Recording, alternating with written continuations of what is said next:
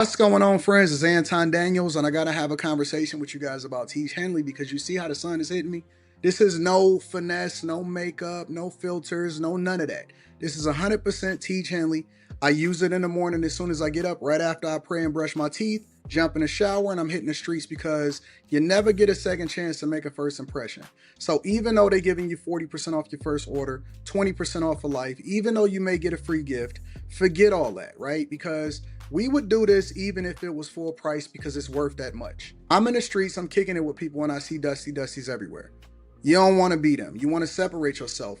And the way that you separate yourself is self care. Ladies get it for the fellas. Fellas don't wait for the ladies to get it for you. I'm about to hit the streets right now, and I'm feeling confident. I'm feeling great. I mean, I already got confidence, but to have that extra boost of confidence, knowing that you've taken care of yourself and you set yourself apart from all of the rest of the sheep that's walking around making bad decisions on a daily basis. And it's reflected in their actions. It's reflected in the products that they use. It's reflected in the people that they follow.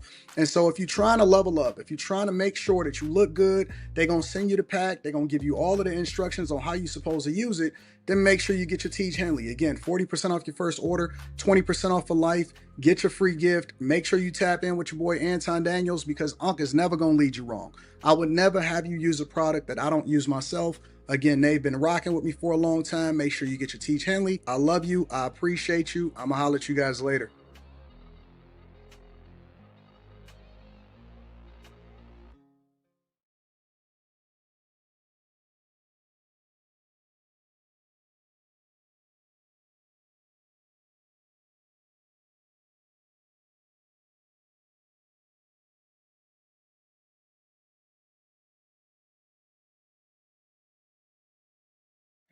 175 to 0. The mute button has struck again.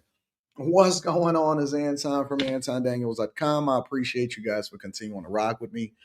Thank you for tuning in for another edition of the Millionaire Morning Show. I am your host, Anton Daniels. What up, what up, what up, what up, what up?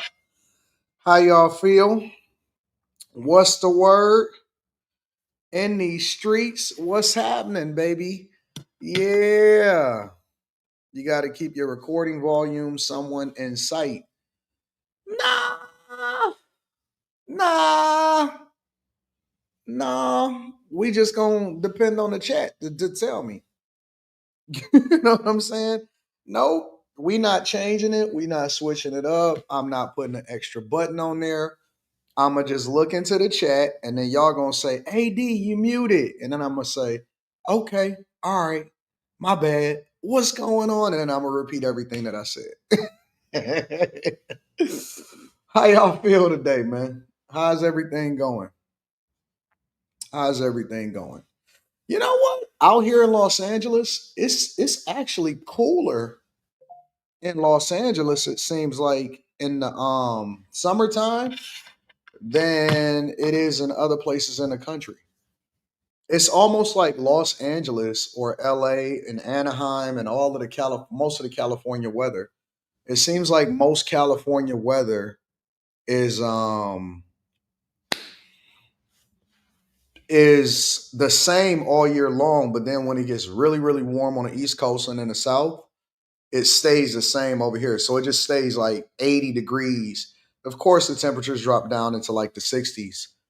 Um, but the weather over here in California, the mute button is 25 to 0. The weather over here in California is cool. So I'm over there. I'm staring at what is that, Disney World, Disneyland? And you got the mountains in the background over there. I'll show y'all if y'all want me to see it. But I got an interesting show for y'all today. So I know what day I'm doing a live stream. So remember yesterday when the Patreon live stream. So remember when, yeah, I'm in Anaheim. Remember when dang, y'all be knowing exactly where I'm at already? How y'all know where I'm at? How y'all know where I'm at? Y'all don't know nothing. Don't be thinking that y'all know me. Y'all don't know me. Y'all don't know where I'm at. I said too much. It is what it is. I ain't tripping about it. Where do I need to go while I'm out here? So I'll be out here At least through Sunday, and then I'm gonna figure it out from there. Where should I go before I get started with the show? I'm out in Cali. Go to Disneyland. I see Disneyland. Trying to make sure I'm good. I appreciate it, Cleveland. Um, Hoover Street. That don't sound safe. Savannah, Frankenson's Collectibles, and Whittier. You hate Disneyland? I haven't. I've never been to Disneyland out here. It's just a view. Go to Compton and set people straight. Malibu. Talk to Gavin. Gavin, I think, is in like South Carolina or something like that. Disneyland sucks. Go to Universal. I don't think they have no Universal Studios out here. Go to Disney, Anaheim, In and Out Burger. I've been to In and Out Burger. I ain't going to no Hoover. Crenshaw District. Nope. Oh, you know what I might do? You know what I might do? I might go to what's Nipsey's brother's restaurant? Trillburger. Not Trillburger. That's Bun B. Um what's the name of Marathon Burger?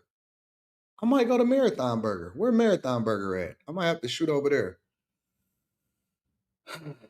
They got In and Out everywhere. They got In and Out in Vegas. Yeah, I might shoot over to Marathon Burger. Maybe I'll throw that on the vlog and see what's happening. Black Sam. So y'all tell me where it is that I need to go. And Disney World sucks. I've been out here, been too many times. That's because you've been a lot of times. Maybe I'll go over to Marathon Burger. I tell y'all what, every day y'all tell me somewhere where I need to go. And then I'll figure it out from there. How about that?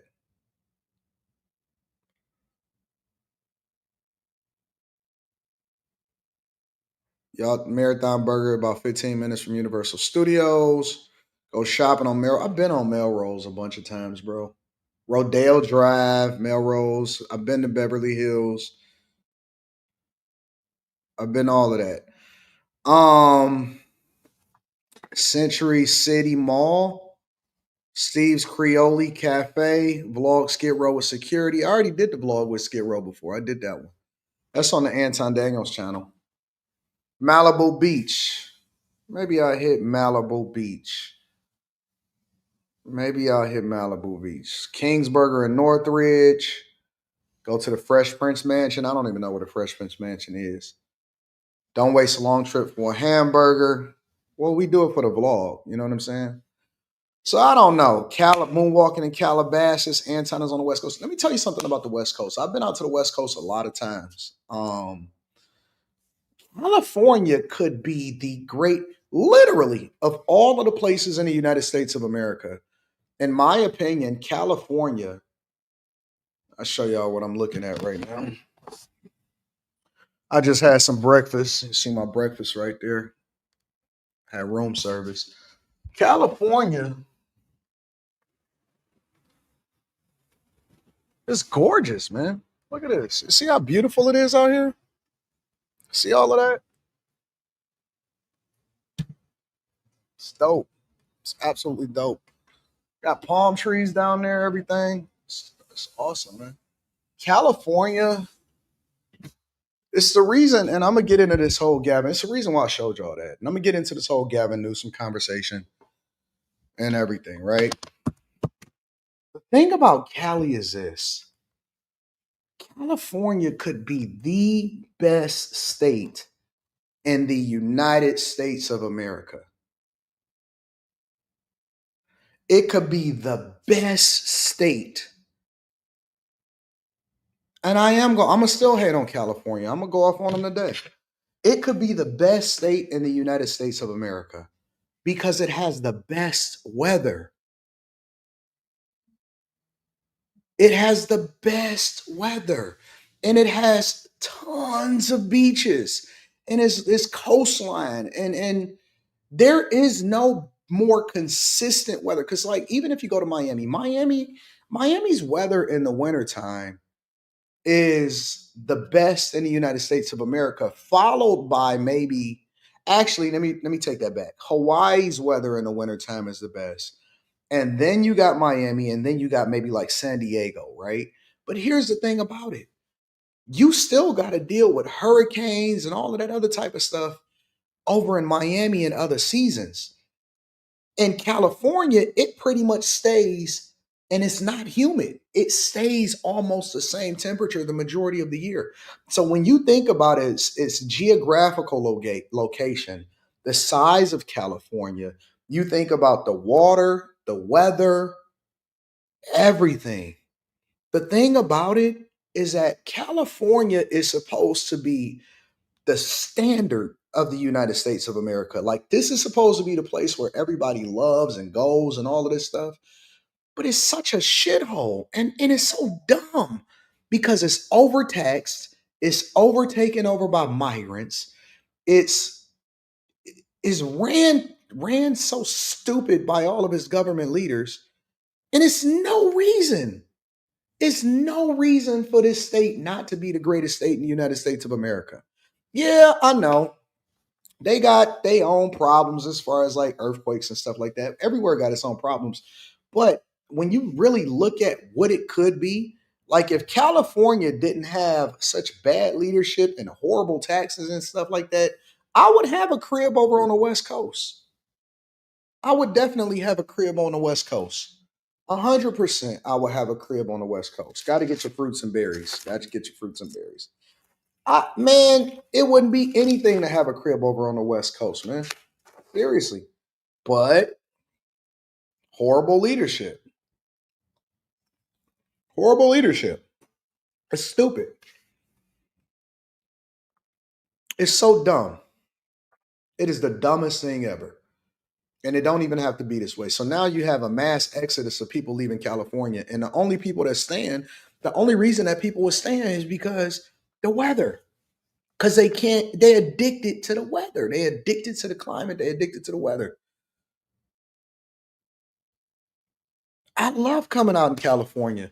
I would not mind having a place out in California, but I can't justify it. Like, let's say, for example, that I bought a place in California, right? Here's the thing. I would only live here for half the year, right? Because I wouldn't want to pay California taxes. I wouldn't want to live back where I am. But the other part of it is this, though. Here's the thing, Marcella. I'm gonna read the super chat shortly. Here's the other part of it. If I decided to rent my place out or something like that, because they taxes is already crazy, the housing prices is crazy. But let's say I wanted to like rent it out for half the year or something like that, that I'm not there. They got squatters, renters, and squatter laws. That's horrible. So if somebody comes into your property and people that I know that's in the real estate game is trying to get the hell out of California, if somebody come and squat in your property, you just out of luck for the next year and a half to 2 years to 3 years. You could be fighting to get them out of your property, and it's like, God, why is this thing? Why is it so dumb? Why is it so stupid? Why is it so stupid? It's supposed to be. It's supposed to be great. It is supposed. This state is ran to shit. 100% is ran to trash. They got water problems. They got housing problems, migrant problems, mayoral problems, legislator problems, liberal problems, everything. And it's like y'all couldn't figure out how to get this. This is a layup. This whole state is a layup. And they can't figure out how to get it together.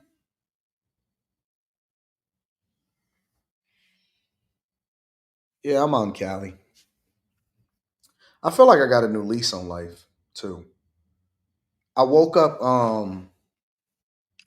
when I flew out here on the plane, and it's a 3 hour difference. So I'm operating on East Coast time. When I flew out, and we're gonna get started on the show now.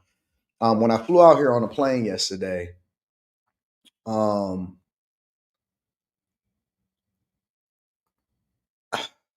I was thinking to myself, I'm gonna do some work. and then I'm gonna go to sleep. And then I looked up and it was like 2:30 in the morning. So I said, you know what? I'm gonna put it on the back burner. I'm gonna wake up early in the morning, probably, and then do some work. And I was so much more productive. I didn't set my alarm. I got up. I was doing work. I was taking care of business. I ordered room service, and I was super productive. And I looked out the window, and it's like I just felt like I just deserve a great life. You know what I'm saying? And the reason that I'm saying that to y'all, I know I stunted on y'all yesterday, but I'm gonna tone it down today because I know y'all can only take so much stunting before you start to show a little bit of jealousy. So I have to be careful with that. And that's just the nature of people. When you winning too long and niggas ain't winning with you, and they just watching. Because I seen some people that was hate watching. Um, I see the videos, I see the emails that y'all send me sometimes, and people be wishing for your downfall. They ain't never met you before. People be hoping that you lose everything. I ain't never wished a man lost no income. I ain't never wished a man lost his family. I ain't never wished a man to go to jail. I ain't never wished a man to die. So even the people that I don't care for, I'll be like, yo, innocent until proven guilty. So the level of hate that you get from people is crazy, and you've never met them before. But I say that I deserve this life because I think that you deserve it too.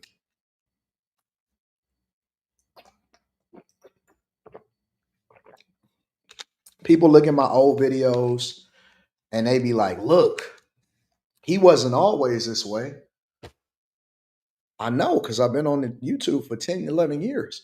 If you was documenting your life for 10, 11 years and you was still the same that you was when you first started, first of all, you wouldn't evolve to become successful because you would be the same person. And secondly, who don't change?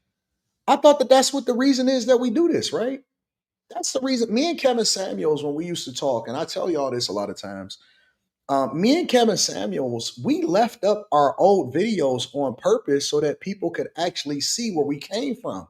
You're not supposed to be am I supposed to be the same person at 33 that I am at 40 or 32 as I am at 43?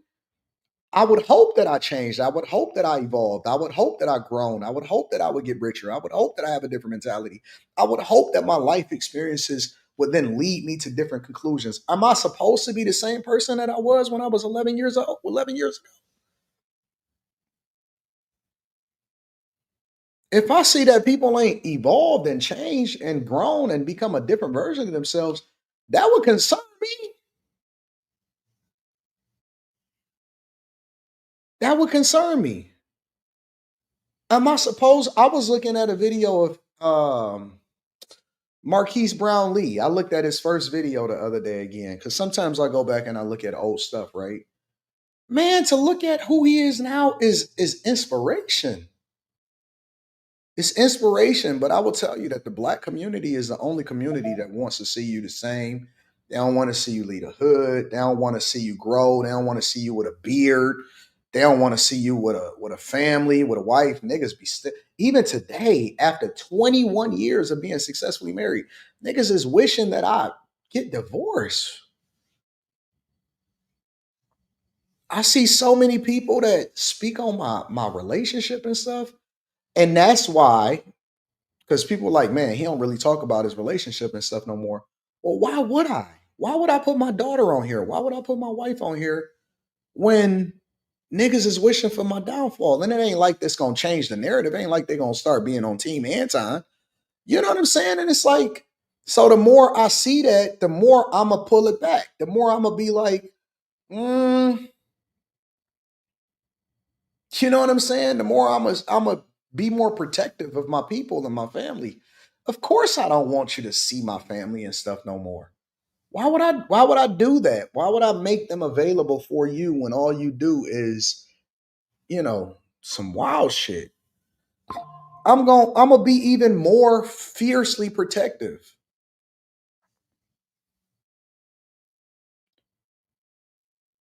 And now I'm a stunt though, right?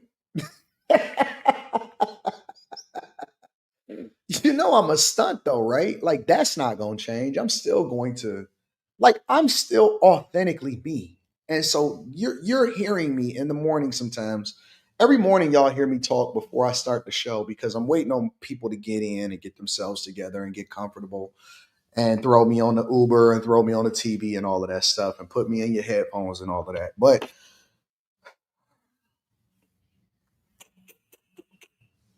I would think that I'm probably the most transparent YouTuber ever.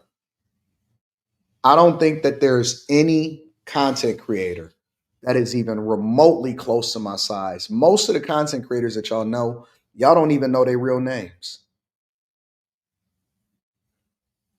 Y'all don't even know their real names. You don't know nothing about them. You don't know their family. You don't know if they got kids or not. They don't show you the results. They don't show you the receipts. They take down their old videos because they want to cleanse their Instagram and stuff like that and cleanse their YouTube profile because they a new person now and all of that stuff. They don't show you who they are. You don't know them. You don't know nothing about them. You don't know where they're from. You don't know nothing about their life. You just take their word for it and they protect themselves fiercely because they know what's really out here. I don't think that there is a content creator that is more visible, more transparent, that flies to your city and say, let's meet up, let's kick it, no cost. And then, I ain't charging for no tickets and nothing like that. That actually invest in your businesses and stuff like that. That's crazy. They don't want to see you evolve. They don't want to see you good. They don't want to see you in a good mental space. But you deserve it. Y'all deserve it. Y'all deserve greatness too. That's the lesson in here. You deserve to be awesome. You deserve greatness. But guess what? Deserving is earning. And you gotta put in the work. You gotta grind. You gotta hustle. I seen somebody, and this is the funniest thing ever. I occasionally get it. I don't get these that often. I seen somebody put in one of my comments, how come this so-called rich man is not doing rich man things? Why is he on the internet all day?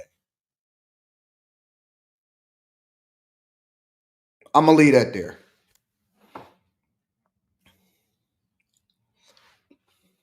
I'm gonna leave that there. How much longer can I fake it till I make it? I guess. You know what I'm saying? The same reason that Kai Sanada's on the internet all day. The same reason that Duke Dennis is on the internet all day. The same reason that DDG is on the internet all day. This is my job. This is my job. This is what I do for a living. This is my job. This is the thing of all of my investments, of all of my business. This generates the most income. That's why. Why wouldn't you? No,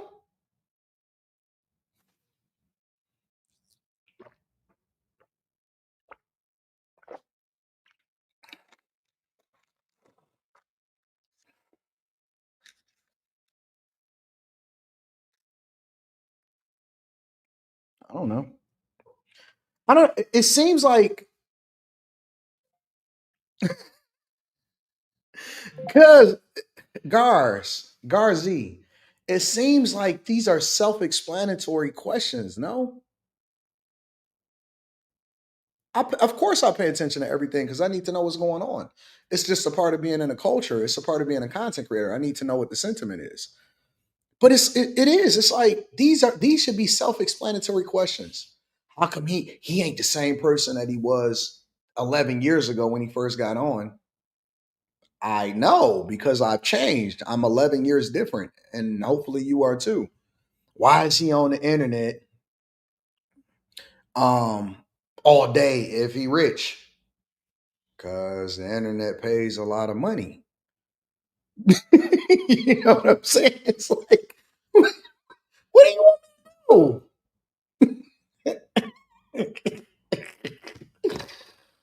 Oh man, like these are all self-explanatory questions, but maybe it's not. Maybe common sense isn't so common. So I don't know. Let me check in with you guys and see what's going on.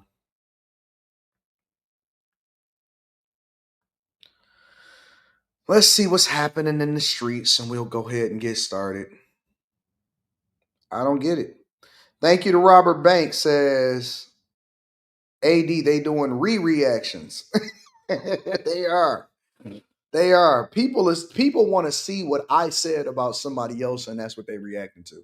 People are not reacting to like the content creators. They're reacting to what I say about other content creators. That's how this listen, I'm hot. I'm hot as fish grease. I've been hot as fish grease for a long time. And it's funny because some of the people around me in my life say, Anton, when you gonna take a day off? When you gonna rest? Why would I rest? The foot is on the gas. We all gas, no brakes over here. We're all gas, zero brakes over here. All gas, zero brakes. Real talk.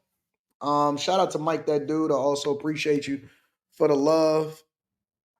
Um, Mel Love says I stopped making content because there were men who were haters of mom bloggers. No one said anything to me, but I didn't want to be a part of it, and I don't like being in the mix of anything. Well, Mel, that's unfortunate. I'm gonna say this, Mel. That is very unfortunate, and the reason that I say that that is unfortunate, Mel, is because let me see if I can change this. The reason that I say that that is unfortunate, Mel, is because you don't let nobody stop your flow. Don't let nobody stop your bag. Don't let nobody stop your flow. Don't let nobody stop your bag ever. They Let me give you a piece of advice, and then we're gonna jump into the super chats and we'll jump into the show, Mel. We did a segment of the show where Quentin on After Hours, where um, Quentin, Slimmy, Carrie, Slimmy, Quentin, Carrie, basically, and they were holding me accountable. And they said they got this joke, right, and it's a joke, and it says Anton got Molly goggles, and Anton got Molly goggles, right. And so for the next hour and some change, they held me accountable, and they were saying, Anton, you always caping for Molly and all of this other type of stuff. And so the running narrative is that Molly is me and Molly fucking, and that I'm biased towards her because we love each other, and I replaced Mika with her and all of this stuff, right? Now, a normal human being would be like, "Oh man, I don't like it," or whatever. I'll pump that shit. I'll pump that shit. Listen, get it off. Matter of fact, not only did I pump it, I clipped it up and I made it its own clip, and that clip itself is going viral. That shit is running up. You know how many new subscribers we got off that clip? You know how much money we making off that clip? I, Mel, that's the play. That's the play. Like, you don't run from it, you run to it. If that is the narrative that, you know, that get the viral content, if that's what get people popping, if that's what get people talking, if that's what continues to grow the platform, bonuses for everybody. Bonuses for everybody. I don't think that that's a bad thing. When has it been that you don't want to go viral? If you are in the content creator game, if you are in the entertainment game, if you are creating content, why would I want to stop them from reacting? Why would I want to stop people from creating a narrative? Ain't that what we do when we watch movies? Ain't that what we do when we watch reality TV? Ain't that what we do when we watch content? Like, you don't see me complaining. You don't see me, dog, don't y'all say nothing. Cool. I clipped it up and I made it easier for them to be able to react to. I don't want them to have to find it in the long live stream. So I made it a clip so everybody can go and catch it. I made it a clip literally the day after we recorded it so that I can get everybody to go out and get that, you know what I'm saying, use it as content. So what I'm saying, Mel, is don't worry about that. You embrace it. Don't worry about like the issues and the problems. You gotta grow with it. That's not a bad thing. That's a good thing.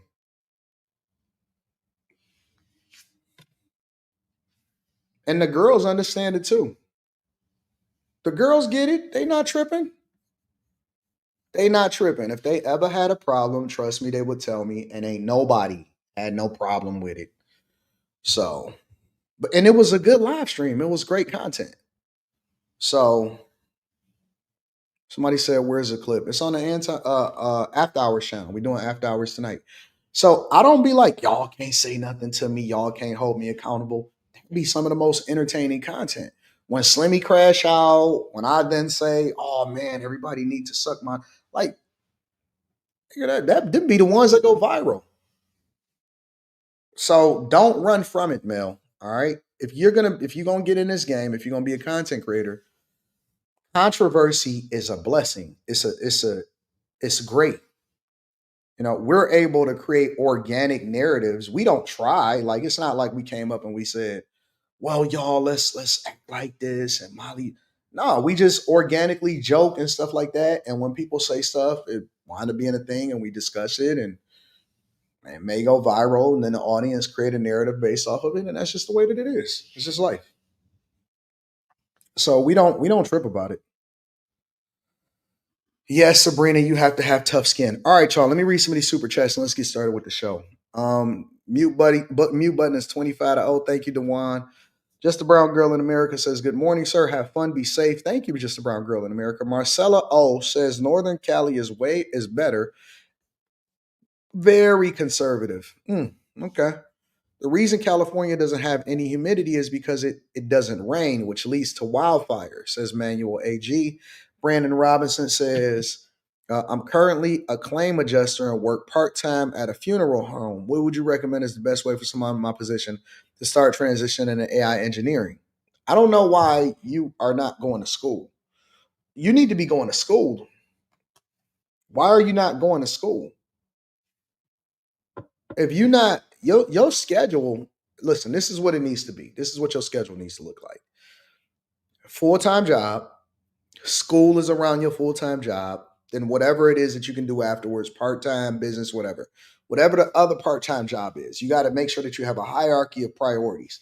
You got to eat, so you got to work full-time.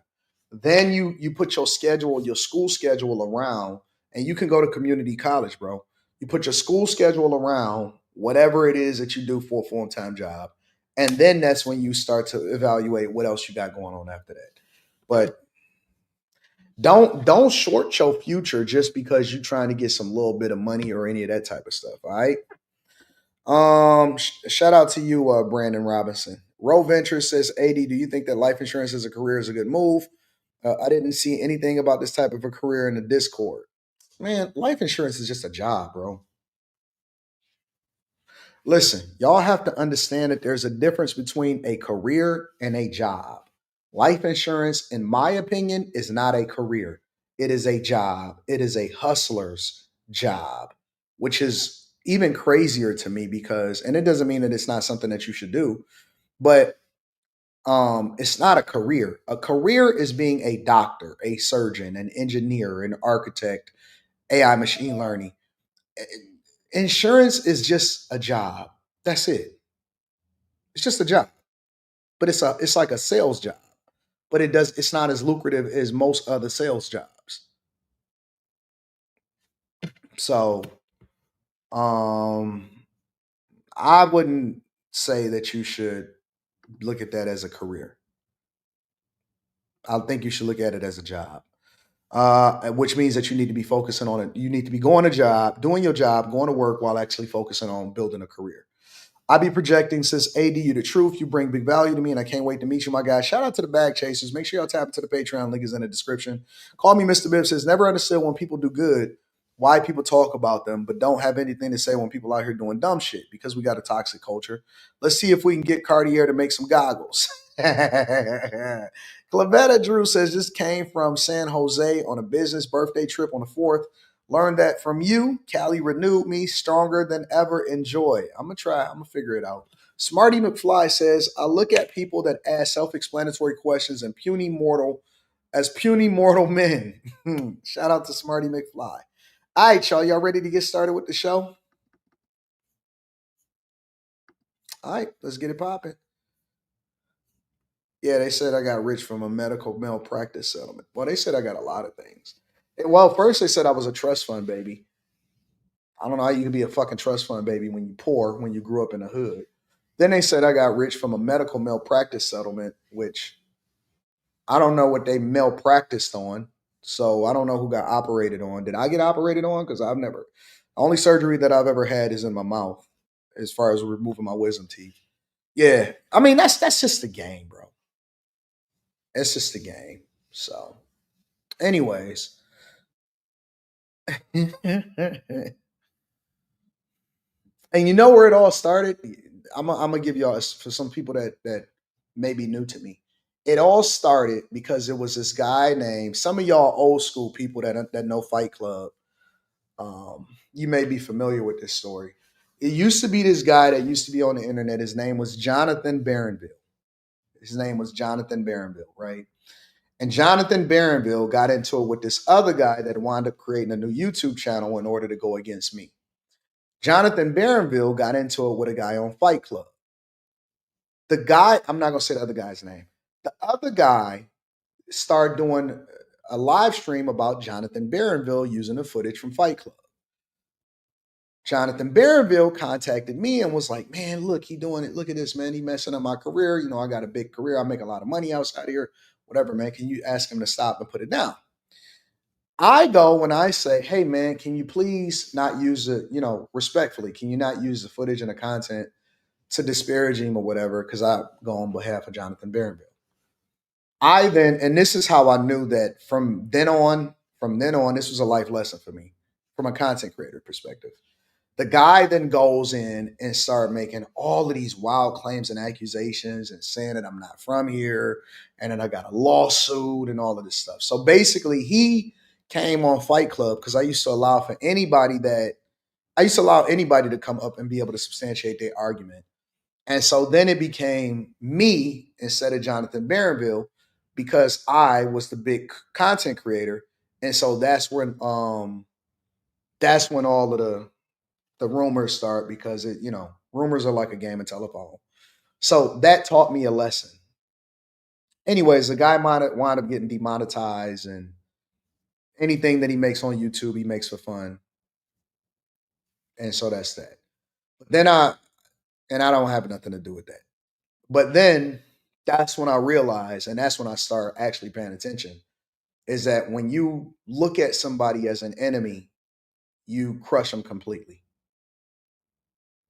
And so when you look at somebody as an enemy, you got to crush them completely.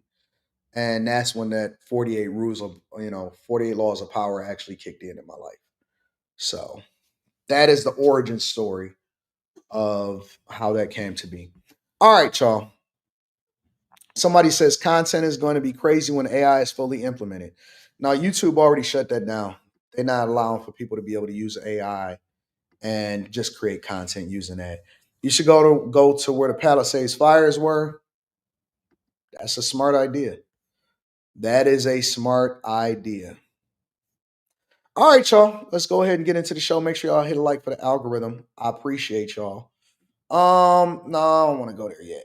Let's start off with government layoffs, and then I'm gonna go over to Miami because I guess, well, yeah, let's start off with government layoffs.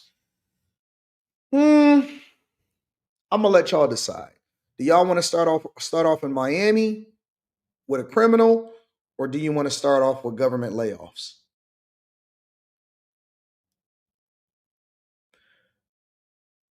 Miami and the criminals or government layoffs? I'm gonna let y'all decide.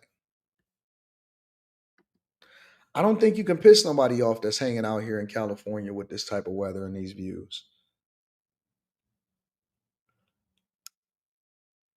I'm seeing Miami, layoffs, Miami. Dang, I'm seeing a mixture. All right, so we'll start off with layoffs. All right, y'all. So let's start off with layoffs.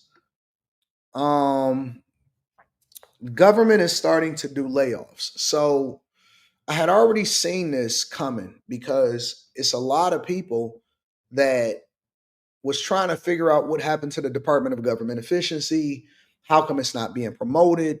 And the reason that it hadn't been promoted is not that they're not doing their job and finding fraud, waste, and abuse, and also being able to make sure that they skim down the government workforce. But the reason that Department of Government Efficiency has been a little bit more quiet is because a lot of things had to be hung up in court.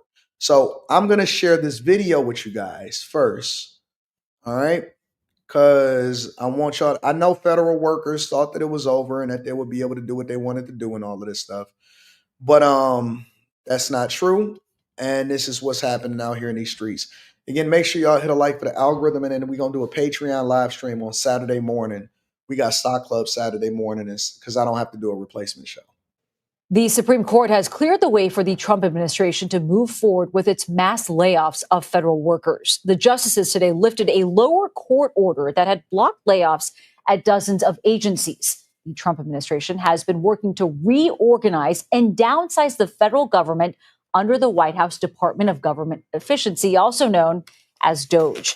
CBS News legal contributor and Loyola Law School professor Jessica Levinson joins us now. Jessica, always very good to see you. Remind us a little bit about the facts of this case and how it ended up before the Supreme Court here.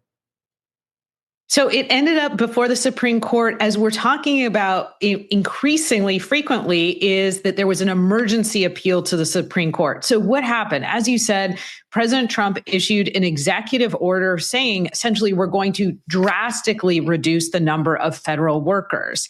And then there was another memo that was issued about exactly how to do that. Labor groups and others sued and said, Mr. President, you don't have the power. You actually have to work with Congress if you want to dramatically reorganize the executive branch this way. And there was an initial win by those challenging the president's executive order in the trial court at the district court. The district court judge said, at least for now, to the challengers, you're right, Mr. President, you cannot implement these plans. Let's put these plans on hold. The Trump administration then appealed up to the Ninth Circuit, that's the Intermediate Court of Appeals, and said, let us move forward. The Ninth Circuit, in a divided decision, said no. The Trump administration, in an emergency appeal, then went up to the Supreme Court. That's the ruling that we're talking about today. And the Supreme Court essentially lifted the lower court's pause. So let's stop there for a second and let's have a conversation. All right. Let's stop there and have a conversation. Remember when Jasmine Crockett and several other Democrats was sitting here having a conversation with y'all and they were saying, see, we're winning in court in the Trump administration. They can't lay off all of these people and all of this stuff, right? And because I'm going to hit a couple different points for y'all and why it's important for y'all to participate in the election process, and also why it's important for y'all to understand what's going on outside of what these Democrats and or politicians are saying to you. So Jasmine Crockett, AOC, Bernie Sanders, all of these people were saying that they were beating Trump in court. And it was a white lie because, yes, technically they were, but at the same time they weren't. All they did was prolong the inevitable because eventually the Trump administration, like they do with every issue, whether it's birthright citizenship or federal layoffs, are saying, well, we're going to appeal to the Supreme Court. And then it works out in their favor because they basically back Trump. Now, it's a couple different things that come along with that. A, the federal government is bloated. We'll get to that in a second. But B, what is it? Why is this? Why am I mentioning the Supreme Court? And why is this important? First, you guys have been getting a lot of misinformation from Democrats. That's the first thing. But the second thing is this. The Supreme Court justices are chosen by who? It is nominated by presidents. So Ketanji Jackson, for example, who is a super liberal Supreme Court justice, was selected by who? The Biden administration. When people say that their vote don't matter or that they don't want to participate in an election process, they're basically giving other people the ability to choose for them who ultimately is going to craft the laws, enforce the laws, and determine the difference between right and wrong. Because the president is not only the person that advocates for legislation or works with Congress on the budget or issues executive orders or determines what's going to happen between Israel and Iran, or if we're going to go to war as the commander in chief, or the implementation of ICE. The president doesn't just do that, right? It's not only important for you to participate in local politics, even though local politics affect you the most, but the president is also the person that nominates the Supreme Court justices that we eventually appeal up to once it goes past these circuit court judges. And they are the ones that make the final determination of whether or not you can do what you want to do with your body, or whether we're going to have it go back to the states as far as you voting on whether or not people can eliminate babies as a form of contraception. They're the ones that's going to determine birthright citizenship. They're also the people that's going to determine whether or not you are going to have a job in the federal government. Now, do you see why it's important for your vote to count? Because just because you don't directly feel it, you don't see them issuing you money directly, but what they are doing is they're crafting the culture around you that ultimately determines your fate. And if you got to pivot over to this way, or if you're going to be safe for the rest of your life, or whether or not you're going to get forgiven for student loans, or if you're going to get laid off and you thought that you were safe because you went into diversity, equity, and inclusion as a study in college, and then that's where you thought that you was going to work for the rest of your life, and you thought that you was going to be able to get your student loans forgiven at $300,000 because you was going to work there and get on a subsidized repayment plan for 10 years, but then say, well, I've been a government worker and so I want my student loans forgiven. But that's not going to happen for you because you ignorantly voted, operated, or truly didn't understand the impact of your decisions, not only when you went to school for whatever it is that you wanted to go to school for, but also for the person and the mindset that came with being a liberal or conservative. It all matters. It 100% matters. So now when we get over to the federal government and we say, well, they're laying off 6,000 people here, 4,000 people here, whatever, so on and so forth. This government agency is bloated. Now, we all know that most government agencies, if not all, are pretty much bloated. They're all just places where people hide. They don't really do no work. I know people today that truly don't do no work, and I still don't even know what they do for a living, but I know that they get a paycheck from the federal government, which is basically taxpayer money. And this taxpayer money that they're saving the United States of America, I will also tell you that was not a part of the budget. So when they projected what the federal deficit is going to be, when they started having this conversation about Trump's tax bill, they didn't also include in there the projected savings and or growth from people investing in the United States of America and trimming the workforce. And they're basically, their argument on the Democrat side, and also these judges that tried to stop them, their argument was this: people deserve to get an income from the federal government. Not that the federal government should be shrinked and right-sized so that it can run as efficiently as possible and save taxpayers money. That was the Democrat argument. Not that the government needs to be right-sized, not that we had too big a government, not that what we need to see, but no, that the people have a right to unionize and hold on to their jobs for the sake of holding on to it, not because even in regular business, let's be clear, just because you're a part of the union don't mean that you're protected. It means that they set a standard for who and what can get laid off. So for example, the UAW is one of the strongest unions in the United States of America. But the UAW is not protected against, its members are not protected against laid off. Now, the members are protected as far as their seniority of who gets laid off. But if a plant closes in Belvedere, or if it closes over in Michigan or Indiana or over in California, then they then give people that's over in Detroit the option to be able to work somewhere else and go over to here and go and work at this new plant or whatever. And if not, then you need to go and get another job or whatever. But it doesn't necessarily prevent you or prevent the workforce from being right-sized, but it just gives them additional protections to say, well, if you're a union member, then if you slap a chick in the bathroom, then it's a possibility you can keep your job.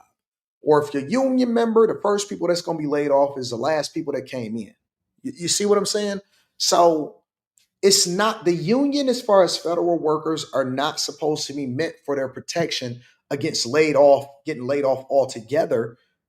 The union was supposed to be so that they can have fair work practices while they're there. Let me continue because I'm cooking a little bit too much today. So let's continue. This might be a little bit too much knowledge.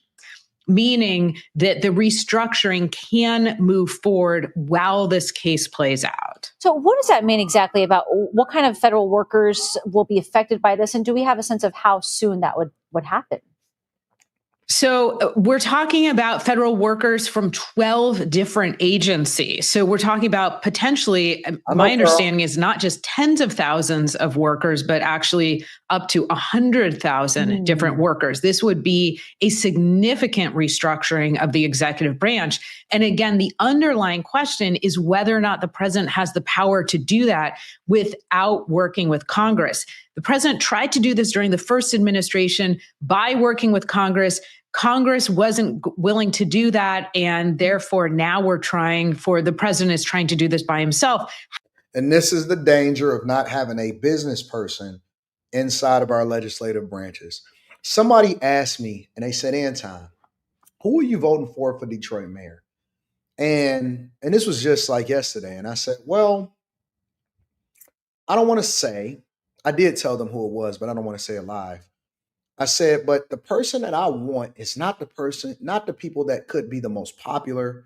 We got a goddamn pastor running for mayor of Detroit. And I know that everybody loves pastors. And so they're going to have a tie to the community because they have large churches and stuff like that. And it's like, man, I don't want no pastor running the city. We need business leaders to make sure that we're continuing the growth and the progress that's been happening in Detroit. You know what I'm saying? And so I told them, I said, whoever it is that I roll with is probably going to be the person that is the most business savvy. I don't care about popularity contests. I don't care about whether or not you're a woman or if you're black or if you're white. The only thing I care about is if you are the person that is the best for the job.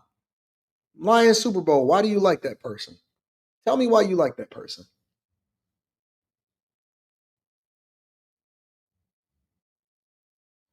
Because they're trying to say, well, Congress needs to be in on whether or not these people, Congress don't know they right from they left. You got former servers and people that ain't never ran a business before in their life, and they've been on government assistance and aid for their whole lives, and they get in a popularity contest, and then you know what I'm saying? No. Why if you're a business leader that you want that person? What is she? And I'm not saying you're right or you're wrong, but what I'm trying to understand is what makes this person a smart business leader? What has this person that you're proposing done from a business perspective that would lead you to believe that they are smart from, and business wise, and they actually can have conversations with Dan Gilbert and Robert Pinsky and William Ford Clay, and all of this stuff. What is it that this person has done that would lead you to believe that they can sit in a room and negotiate a great deal and make sure that the city's best interest and that they continue to invest in the city the way that they do?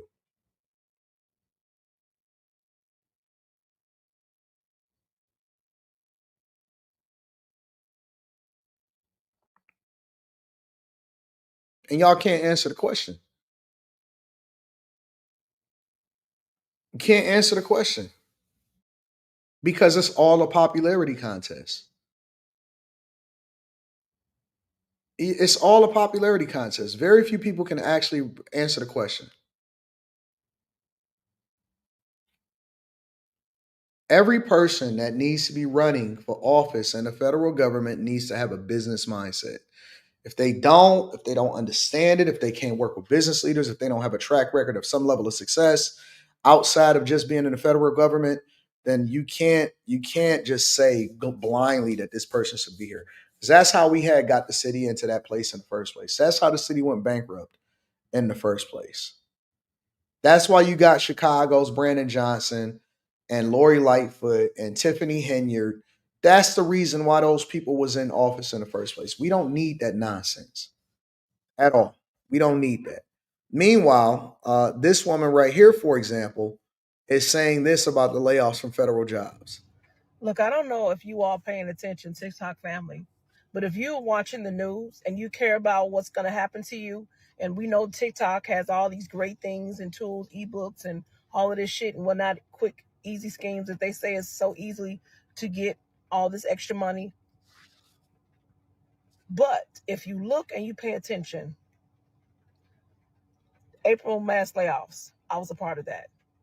Microsoft laid off 9,000 jobs. This is tech as well, HR and other different positions. Now they're finally officially attacking federal workers. What the hell you think is going to happen? So everybody's supposed to stay in the dark? No assistance. People who worked, paid taxes, did what they were supposed to do. And so now with this narcissistic regime that we have in office and his little booty lickers of America at his wheel, we're screwed. Now I know we did the boots on the ground. We, black folks, we know how to make it. But this is a different time. This is a different situation.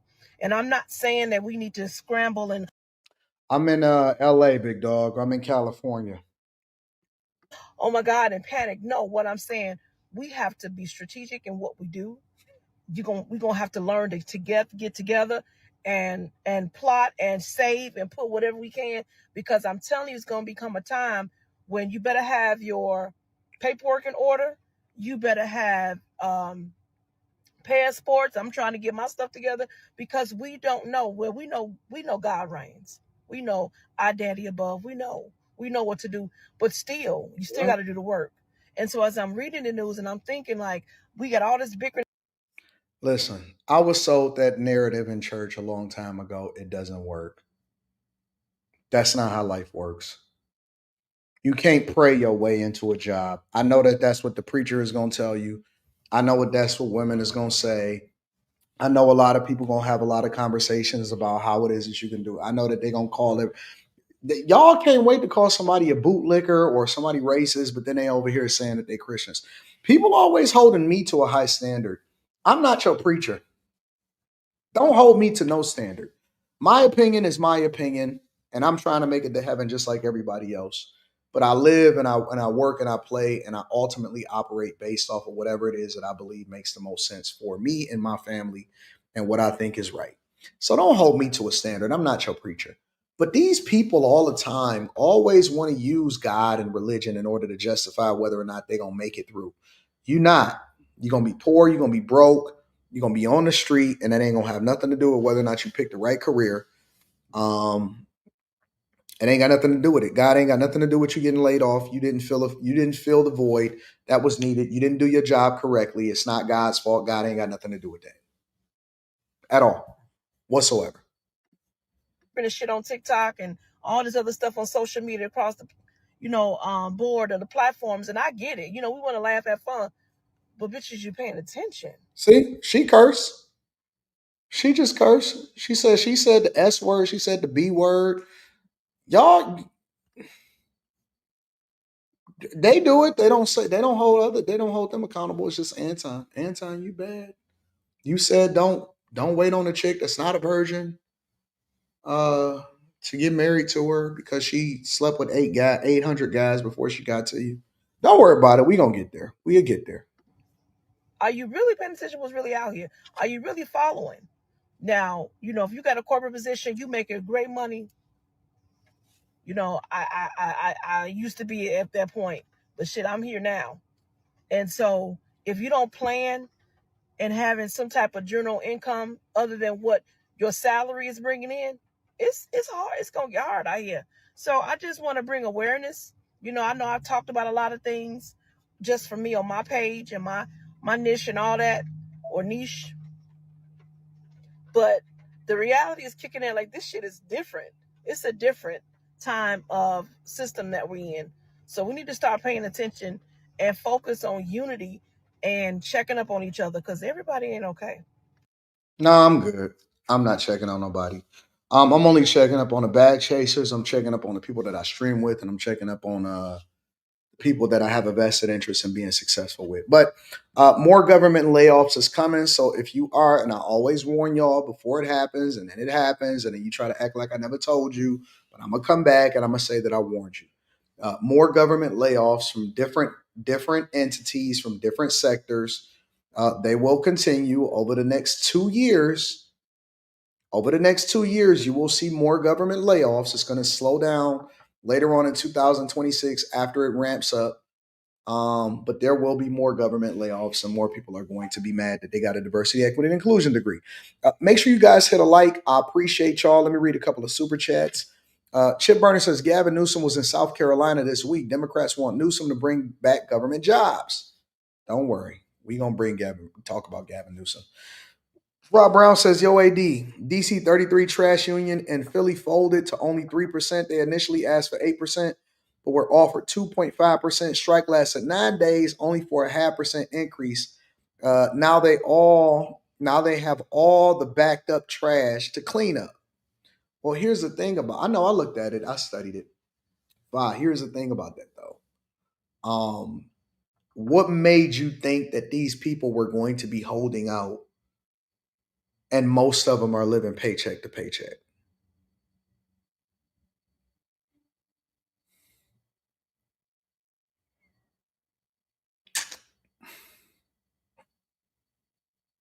What you think that it ain't gonna be people like, man, we need to get back to work. Man, I need to feed my family. If you thought that they was gonna get anything close to 8%, you bugging. You're bugging. If you thought that they was gonna get anything close to 8%, you're bugging. You know how you break a person? You start holding paychecks back. You start holding paychecks back. When people start going broke, when that car note start hitting, when they start doing gig work, you're going to make them fold. You're going to make them fold. You could do the same thing. Nah, they're going to get mad at me. I got to say it. Do the same thing to a woman. She going to go on TikTok initially and she going to say, I'm strong, independent. Thank you, y'all. Thank y'all for continuing to support me. Y'all are my girls. And then she gonna put up her GoFundMe and her Cash App, and that shit gonna be dry. And then her next step is gonna be, I want everybody to just watch this TikTok video for at least 1 minute so I can try to get monetized. And that way I can get me and my son a place to stay because I'm almost one step away from getting evicted. Then that humility is gonna kick in. That humility is gonna kick in. And everything is gonna be different from there.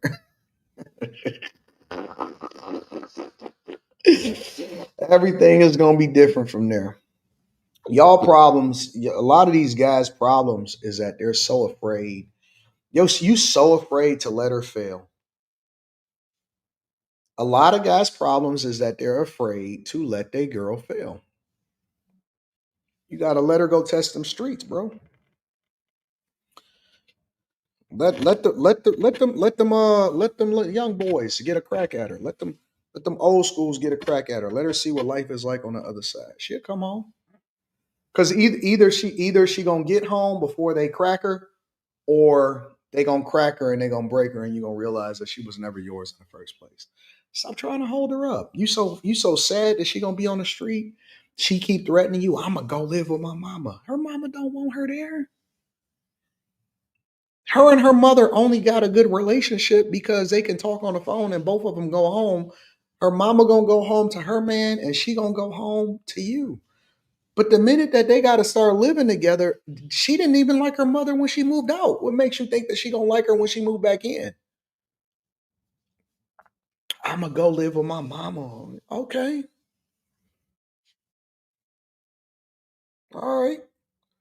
As soon as she walk out the door and get in the car, get on the app, lock the credit card,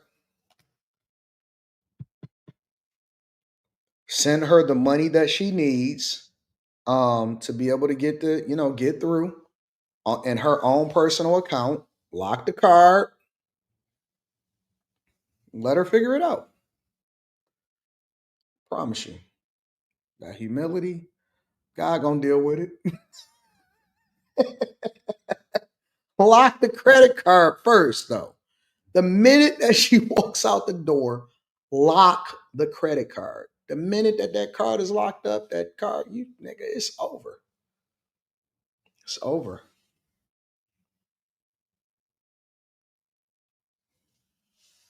All that tough talk.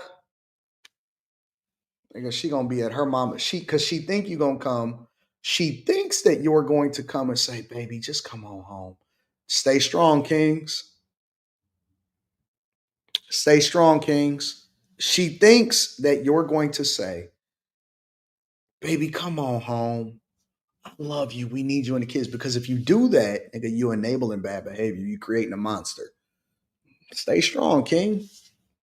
Stretch out. Go play some video games. Go to bed later than you normally would. You and your kids go jump on the bed and have a good time. You know what you're going to realize? Let me show you what you're going to realize.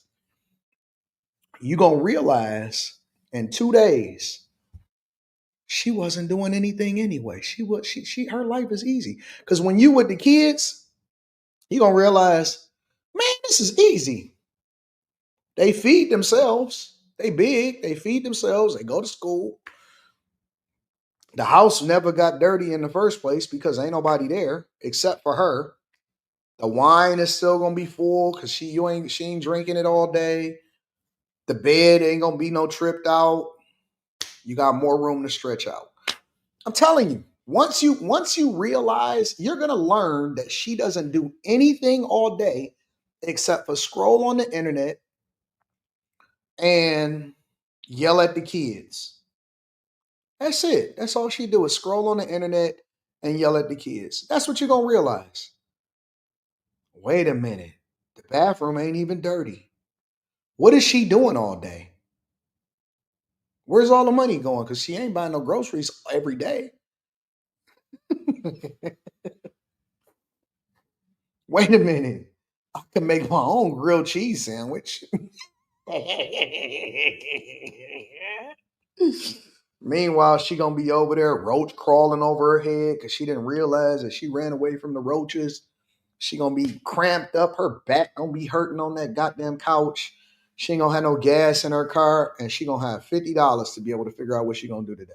She ain't gonna be able to go out with her friends all of a sudden. Then she gonna think that she a strong, independent woman. You gonna humble that. You gonna humble her, nigga. The humility is gonna be all the way there. Then that's how you're gonna get the appreciation. It's not gonna come from you keep begging, baby, baby, please. Nigga, you ain't gonna get no love. That's how she gonna get the appreciation. What you gonna keep on showing her? You gonna keep sending her my videos? This is what Anton said. Now you got both of us getting hated. Now she don't like you and she don't like me. She don't like me because you keep sending her my videos every time that you mad. Start off at 12:33. See what he said? Now I go outside and every time she meet me, I didn't like you at first because my husband keep watching you. You keep making her mad and keep making it seem like I hate women because you want to send it to me. You don't send her the whole video. You sent her the clip right at the part where I said, these women ain't shit. And it's like, oh, Anton hate women. No, nigga, give her the full context. Tell her what I said, what led to that point in the first place. You know what I'm saying? Keep on sending her my videos because y'all beefing. Anton said that women don't appreciate men because they all hoes. No, that's not what I said. I said that some women are hoes, some women are wives. The culture is trash, and single women keep women single. That's what I said. But you send it to her at 12:53. You didn't show her the 1 through 12:52. Now she mad at both of us. So you got to take a different strategy. Anyways, I don't want to keep doing this with y'all. We starting to get into my old Wednesday night sessions. They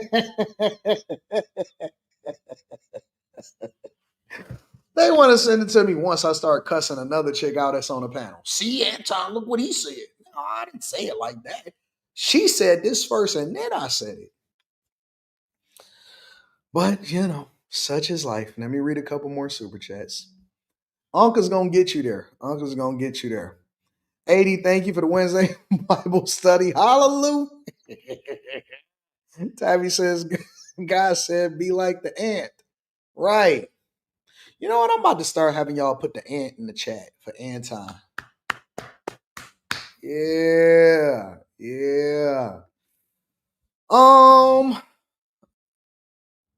Keep on blaming me. I don't like you. See you in the chat. Yeah. Do I be cooking or do I not be cooking? Unintentionally cooking. You know what I'm saying? Do I not be cooking? Can I get an ant in the chat? Can we get some ants in the chat right now? Can we get some ants in the chat right now or no? You know what I'm saying? I love it. I love it. Let me get some ants in the chat right now. Can I get my ant emojis in the chat? Thank you. Thank you, chat. I don't ask for much. I don't ask for much. I don't ask for much. I don't. I don't ask for much. Yeah.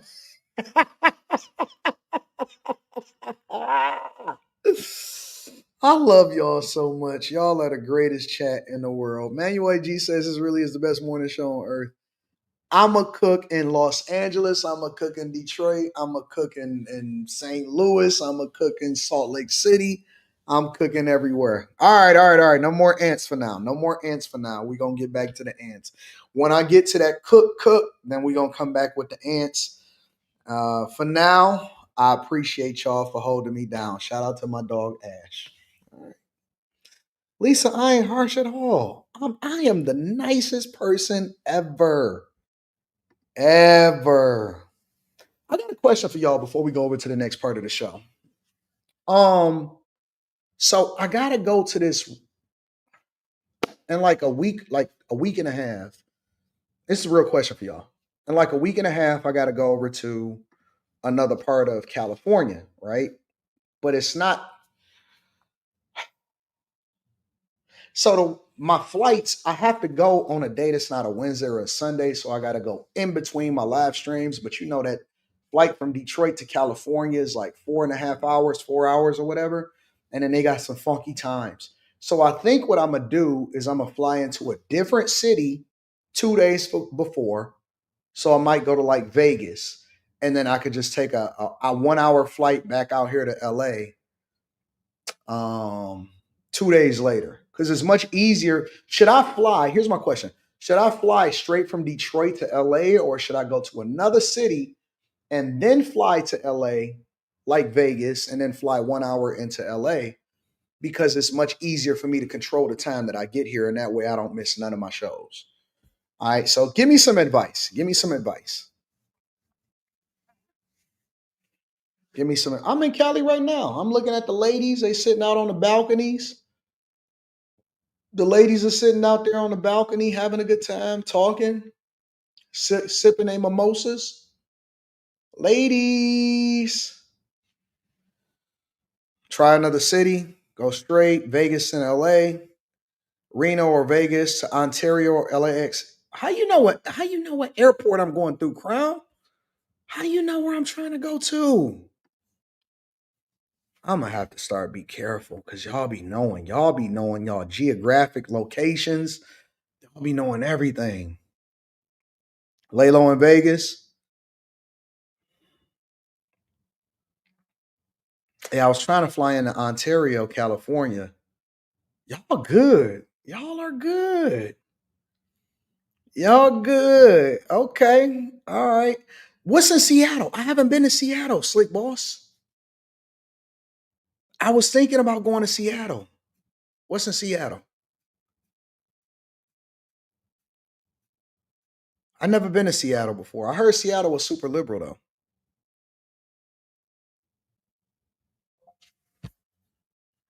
though. Mm, I am. I'm out here. I'm out here. I was thinking about going to Vegas. All right, y'all. Let's move over to the show. We gotta get over to the next subject. I do want to share this one thing with y'all, because I thought that this was really, really horrific, and this is why we gotta make sure that we protect our daughters. All right. So let me cue this up really quickly. So, do you see this man that's in the lower left-hand corner of my screen right here? Y'all see this man that's in the lower left-hand corner of my screen right here? This man was arrested and held by people over in Miami for luring an 11-year-old into a bathroom in Miami. Make sure I hit a like for the algorithm, subscribe to the channel with turn on your notifications. Let me share this story with y'all because, again, I cannot illustrate how important it is for y'all to be vigilant about protecting our little girls. Twisted and sickening safety alert. A little girl lured into a park bathroom where deputies say that she was raped by a stranger. Local 10 Sanella Sabovic live now in Northwest Miami-Dade with a disturbing detail. Sanella. Calvin and Nicole, disturbing and horrifying. The victim in this case is only 11 years old, and deputies say all of this happened at the bathroom here at Gwen Cherry Park, and several vigilant people that were here at the park held that suspect down until deputies arrived. 18-year-old Anton Johnson is behind bars this afternoon, accused of sexually battering an 11-year-old girl. Deputies with the Miami-Dade Sheriff's Office say this happened Tuesday night at Gwen Cherry Park along Northwest 22nd Avenue. According to an arrest form, the victim told police that Johnson asked her to go into the female bathroom to get him toilet paper. He then followed her, grabbed her, and moved her to a last stall, covering her mouth and battering her. Then she told police he made her lay on the ground and forced intercourse again while she was pleading for him to let her leave. I want y'all to remember, y'all, that this is the definition of a monster. Not only is this the definition of a monster, this is what you call rape. Okay? When we see the chick that was filling on Ben McLemore's dick after they went to the party and all of that stuff, and then they busted down in the middle of the night for a real one, and then she regretted it in the morning, and then all of a sudden she wanted to accuse somebody. That is called having a regretful night and doing things that you wasn't supposed to do. This in this instance, and unfortunately, no, he's not named Anton. His name is Antoine. It's a difference. In this instance, this story is a monster. And again, that's what I think about when I think of somebody that says that they were used or offended against their will. That this is the type of thing that I think about. Unfortunately, this is a conversation that we have to have, and it happened to somebody that was underaged. I'm gonna play it again because I want y'all to hear the details of the story. I'm gonna play it again. Cherry Park along Northwest 22nd Avenue. According to an arrest form, the victim told police that Johnson asked her to go into the female bathroom to get him toilet paper. He then followed her, grabbed her, and moved her to a last stall, covering her mouth and battering her. Then she told police he made her lay on the ground and forced intercourse again while she was pleading for him to let her leave. It was at that point deputies say a witness entered the bathroom and saw Johnson, who then took off. Citizens at the park chased after him and detained him until deputies arrived. They spent a good part of the evening investigating, sealing off the park with crime scene tape, collecting evidence, and speaking to witnesses. Miami-Dade fire rescue crews transported the child to an area hospital in stable condition to get checked out. A former classmate of Johnson's, who didn't want to show his face on camera, reacts to hearing the news. I went to school with him back in 9th grade. Ain't really talked to him, just knew of him. He wasn't really in the right mindset in 9th grade when I was in 9th grade. So hearing about it, it's disgusting. What did I say before, y'all? What did I say before? I know it was funny, but see, the reason why the jokes be funny sometimes is because it be rooted in truth. I said, and y'all laughed about it. Y'all thought that it was funny, and it was. It was a hilarious segment that I did. And I told y'all, I said, listen, these Room 9 kids, these Room 9 kids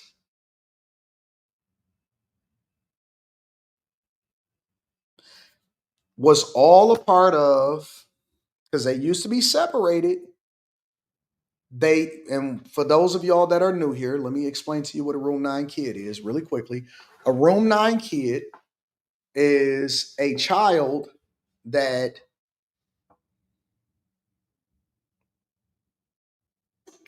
used to be separated from the general public because they had learning disabilities, whatever that looked like. We might call it this, we might call it that today, but they had learning disabilities. Sometimes they wore a helmet, sometimes they had football pads inside of their shirts.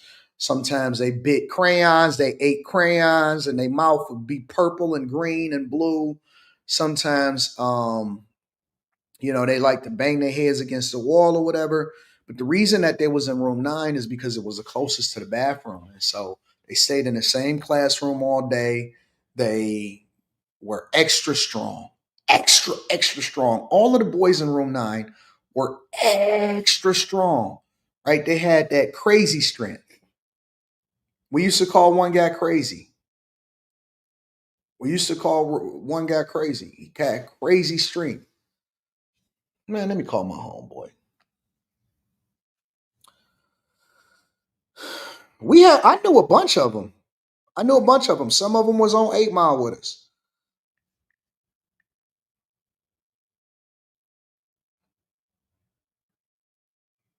Some of us was on 8 Mile with us.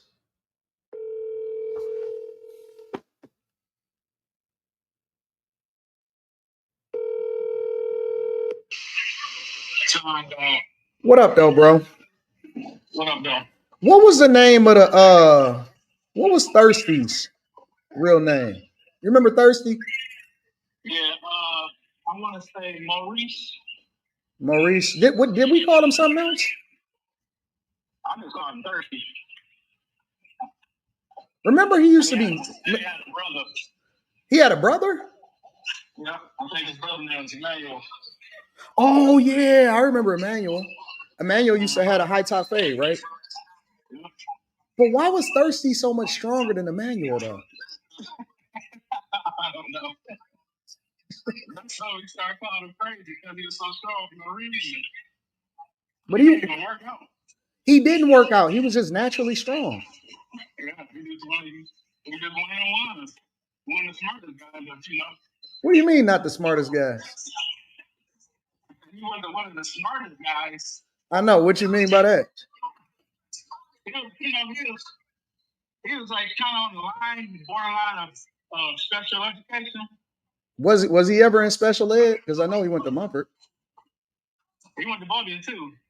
I think he did one of the classes when he was at Bowdoin. I wonder whatever happened to Thirsty. I don't know. I don't even know if he's alive or not.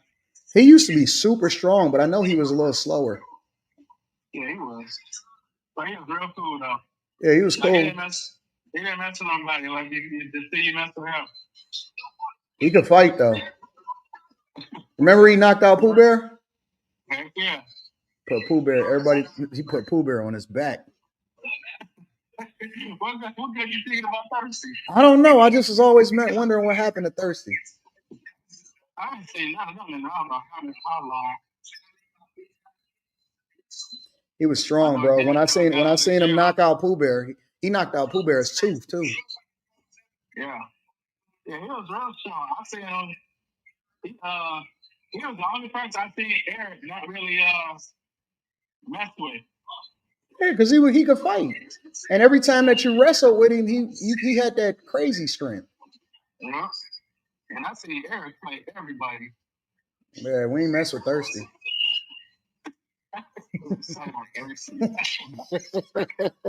All right, let me call you back.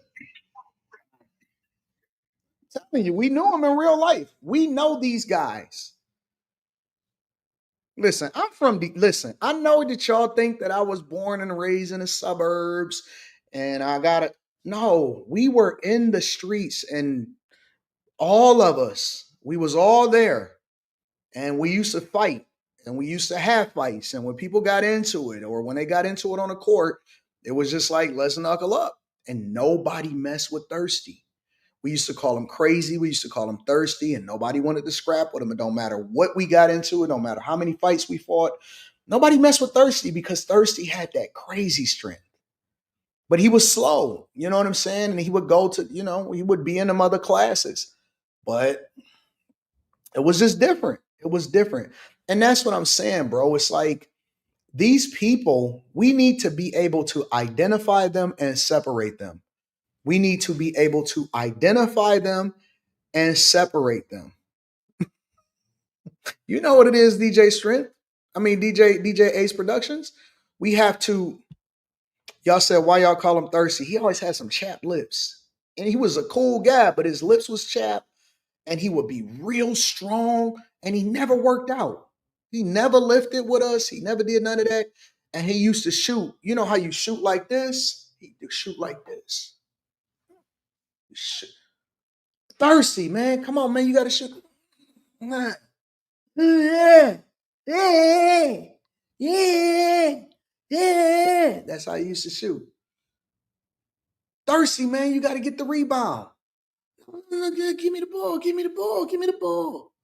All right, man. Pass on the ball. Yeah. Yeah. I said, man, what's wrong with Thirsty, dog? That's the honest to God truth. That is I'm telling you, bro, I cannot make this up. You just seen me call my homeboy. You just seen me call my homeboy. I'm not lying. I am telling the God's honest. Thirsty. What are you doing, man? Get down there and get the rebound. You dribbling, you shooting. You sitting in the corner like this. All right, man, get Thirsty the ball, bro. He been getting a lot of rebounds. Get that nigga the ball. Good shot, Thirsty. You hit the backboard, my nigga. Anyways, neither here nor there. So my point is that this young man, the reason why we got a little derailed, we get derailed every wet day. Don't worry about it. The reason that we got a little derailed is because this guy right here said that he was a little slow. But why is his parents, why are people letting this guy walk around by himself? Why are people letting this guy walk around by himself? Now he done attacked an 11-year-old girl. Look at this man at the bottom of the screen. Are you telling me that this guy deserves to be able to walk around by himself?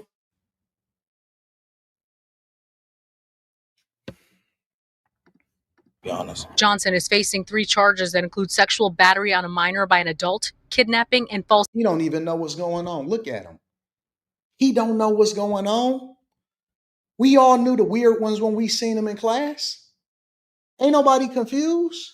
Everybody knew what he was going to be when he grew up. What you thought that he was going to be an engineer, a scientist? You thought he was going to overcome the odds? What did you think was going to happen to this man? Dog, we honestly, we need to start separating people. Everybody don't deserve to come to the table. Everybody can't go. Everybody can't go. Yo, you know if your kid ain't normal. You knew your kid wasn't normal. Every day he kept licking the light pole. You walk in the house, he licking the floor.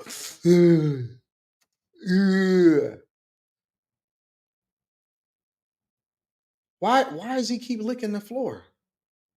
Why do he keep licking why he keep licking all of the shoes? Everybody gotta have their shoes every single time they come in the house because your kid keep grabbing everybody's shoes and licking them. Something is wrong with your child. You need to go and get him checked out and then put him in a special class that they can deal with that type of nonsense. Why has everybody got to hide their shoes? Every time that somebody come in the house, he grabbing their leg. Like, come on, bro. Something wrong with your kid. That's not a normal kid. Keep on having them play with everybody else. And now they got to modify their play style to make sure that he don't take their shoes off. You know what I'm saying? Come on, y'all. Let's get it together. Protect your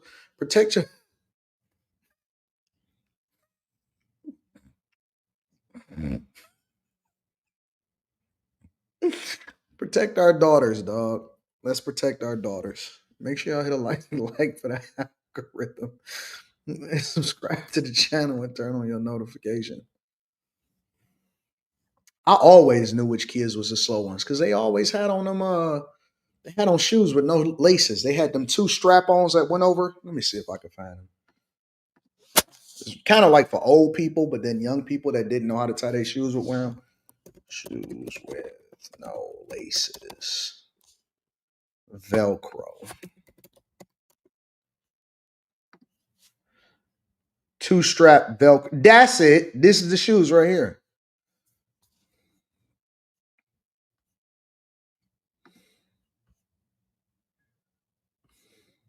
When you seen kids with stuff like this on them, let me show them to y'all really quickly.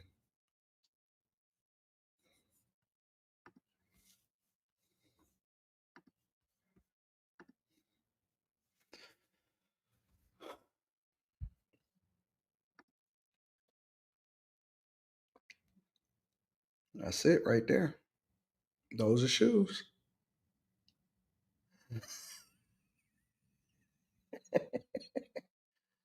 Those are the shoes.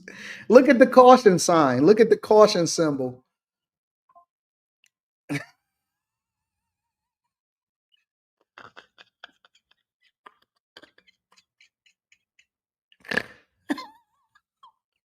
Look at the caution symbol on the shoes in the bottom corner of the shoe.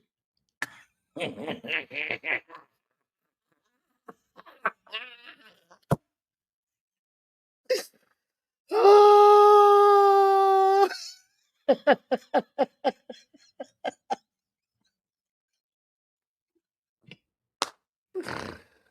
oh man. And it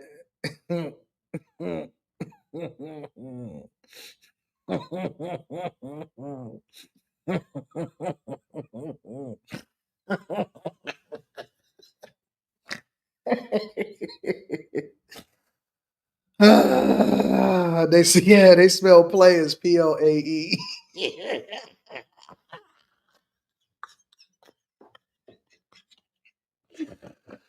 Oh, this show is so stupid. We might have to cancel this show sometime in the future. We might, because I can't do this. When I start getting 50 million, and I get 50 million, we're gonna have to cancel this show because they're gonna be like, Anton is on there doing dumb stuff, bro. Oh, my God. Anton doing dumb stuff. It ain't even Friday, it's Wednesday. Got the ant. All right, y'all. Let's continue on with the show. Yes, Five Brown. Yes, Five Brown. Let me read some of the super chats and then we're gonna move over. We got more to cover. We got more that we got to talk about. Damn, I ain't even got through this. Was that only the second subject? Oh, oh my God. That was only the second subject? All right, I gotta stay focused. Started a movement. Yes, you did, Tabby. Yes, you did with the ants. Yes, you did. Gray Ray says, and emojis. Look at me. Is it Thursday? Shoot. I thought it was Wednesday. Oh my God. I'm so stupid. 2 topics. It's only been 92 minutes. Facts. Smarty McFly says gonna have Karen Bass on the black couch. Heck no. Abe the Hunter says, in my world, fathers get 15 minutes alone with the perv. He doesn't have to ask questions if you know what I mean. Plus the sausage is cut to that's nasty. Is that only the second subject, y'all? We have to have covered more than just 2 things. Because we covered the layoffs and then we covered the boy in the bathroom. Shit. Man. Mr. Lott says, I remember they had the resource room back in school. Those kids had to sit in the front of the auditorium at the assembly or have separate one all together.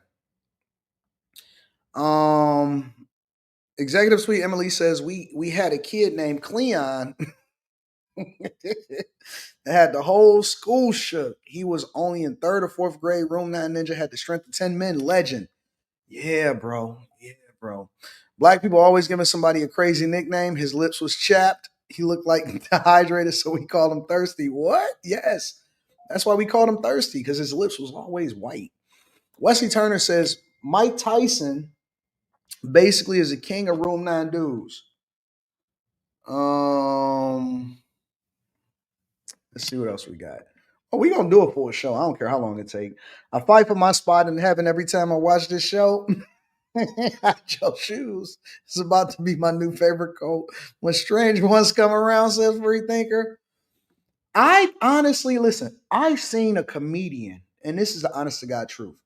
I've seen a comedian straight up steal one of my jokes. I'm telling y'all, I'm gonna get the video for y'all. I gotta get the video. I saved it. Because I don't want to get too more derailed today. So maybe we'll show it on Friday. I seen a comedian straight up steal my joke word for word. I said, what is going on? Yes, dude, people be joke mining. I can't believe it. People straight up be joke mining. I couldn't believe it. People be joke mining and they will steal your whole joke and don't give no credit whatsoever. Acting like they grew up and that they seen these stories, man. I was like, I can't believe y'all. Because I do this every day. It's just natural for me. This is just what we doing. This is what we rocking out with. And this is what we going on with. People straight up steal jokes and they just take it and they pawn it off like it was their own. And I was like, hey, I'll talk about that. That was my joke. That's what I say. And I don't even think about it as a joke because this is just improv. Like it's natural for me. I just be talking. And the next thing you know, I phone a friend and stuff like that. So I don't know, man. I don't know what's going on. I don't know what's going on. I don't know what's happening out here in these streets. I don't like that. Anton, I was talking to my girl about a contract offer I have with Amazon. I said, yeah, this will probably do a review every 90 days to make sure there was no diversity, equity, inclusion. Shout out to you, Carrington. Airspeed fives, Mr. Lot. Tabby says, look like these rappers look. They be the rappers, Tabby. 392 says parents be in denial that their kids has learning disabilities and be embarrassed. Won't get them tested or nothing. Facts. DJ Bobby J says these mother effers hammerhead shoes. They come with a helmet. 392 says at least the Room 9 kids know they making 250K. Room 9 kids know that making 250K is better than 50K and splitting bills. Maybe them is the Room 9 kids. How you shoot the ball again? Thirsty. You in the backyard, you doing your thing.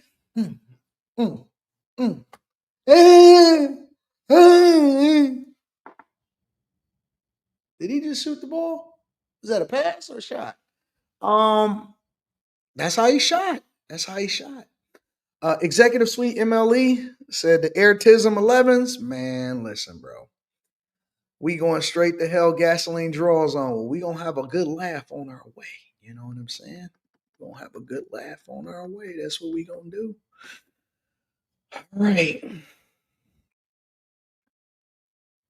That is what his shot was. And every time he made the noise. All right, let's see if we can spin the. I heard that Tony Buzbee and Vlad got into it live on Piers Morgan. Does anybody know anything about this? See if I can pull that up. What y'all know about that? Y'all know about Vlad and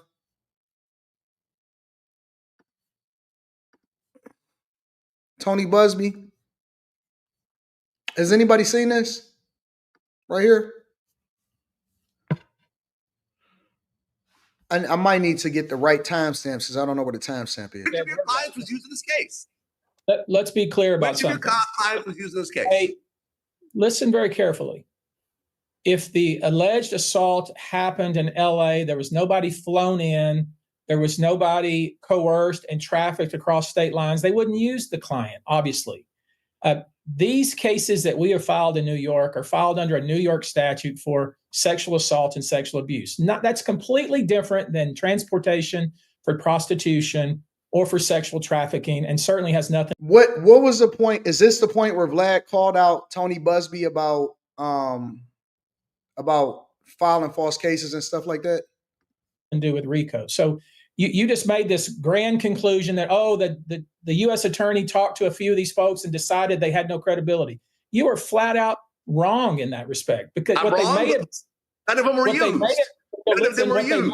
How am I wrong if none of them were used? What's the is that there was nothing that evidence of it? happened across state lines, and there was no sexual trafficking, which is what the case was all about.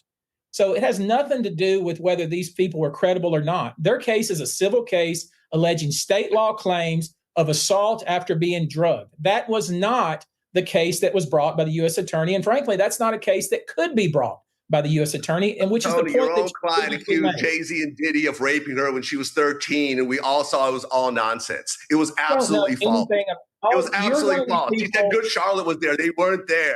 She was 13 years old. Her own father said it was all nonsense. Jay-Z sued you over that. Come on. Like, you have a long history, not credible give you a little people bit of you represent. information, A long and history. you'll make all these broad A long conclusions. history. You don't even know what you're talking about. Have you won a single lawsuit with any of these people you've represented? A single lawsuit. Literally 30 days ago for $640 million, pal. So don't be telling me about winning lawsuits. I've won more lawsuits than any lawyer in the United States. So I don't hear with Jay-Z. you. How many lawsuits have you won against Diddy and Jay-Z? How many lawsuits have you won against Diddy and Jay-Z? None have went to trial yet, knucklehead. Think about it. They don't just file a case, go to trial. Wait and see. You won nothing. Okay, let me just jump. All right, look, the reality is we're going to find out, right? We're going to find out, Vlad. We're going to find out, Vlad, whether any of these civil cases do end up. None of them will be won. Maybe one or two will be settled because of their headaches. Okay, there are over 100 people. The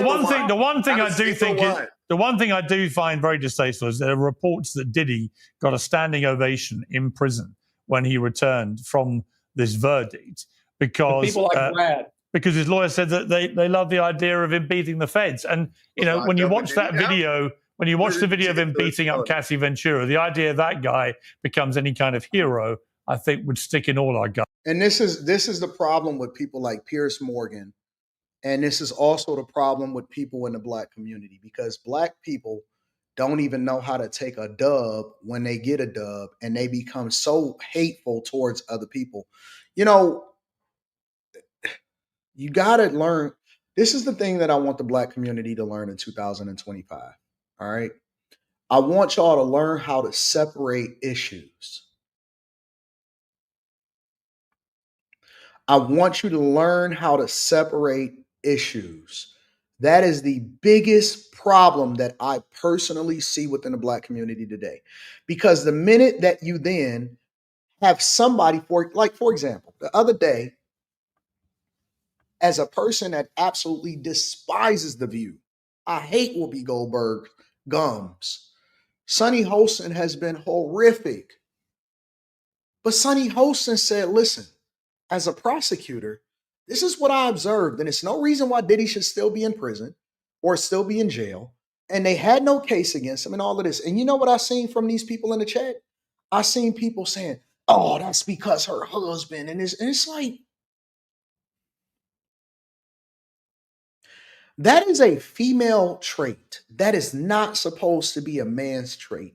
A man is supposed to be able to remove his emotions, and it doesn't mean that we don't have emotions or how we feel about a person, and be able to separate it from whether or not something is right or wrong. And that is how you get your victories. You are able to put people in a bucket and say, listen, this is how this person is. I don't have to necessarily agree with them on this, but on this may be something that I can work with them on. I have a lawyer specifically for certain things. This lawyer is a bulldog, and this dude will go through any length in order to try to solve for and win whatever it is that he wins. As an individual, I don't want to hang with him, but here's the thing. I also know that I would never want to be on the other side of this dude chasing down people, because he is a monster when it comes to getting things solved. So I am able to separate whether or not I would have dinner with him and go on vacation with him, from whether or not I actually want to employ him to go and get on this case if it's something that I really need, because I'm able to separate how I feel about him to understand whether or not he's purposeful or what he really is about and what he can really do. And because I'm able to remove how I feel from the situation, I'm able to then make an informed decision on whether or not I can move left or I can move right. It's like Trump. It's like Trump. People up there saying, oh, I don't like the way that Trump said this. Nigga, nobody asked you to have dinner with him. Nobody asked you to be friends with him. I'm pretty sure you and him will probably never get in the room together.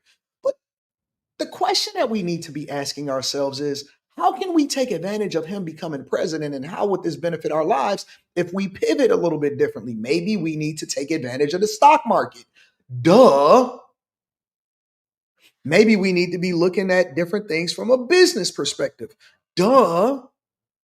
And so if you can't separate how you personally feel from about somebody, and so you can capitalize off of it. And if you let your emotions keep you broke or not let you be successful, this is the thing that I see in the Black community. They're so emotional that they cannot separate it and be able to get the information. Eat the meat, spit out the bones, and keep it moving. Ain't nobody asked you to be friends with nobody. You don't even like everybody at your job, but you go there and get paid, don't you?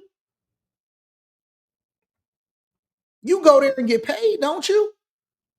Or you gonna because I have seen Black people do this, you're gonna let them trick you out your bag and let you get on an employment line because you feeling some type of way about somebody at the job. Man, ain't nobody gonna get me to mess up my bag. I don't have to like him and I don't have to like her.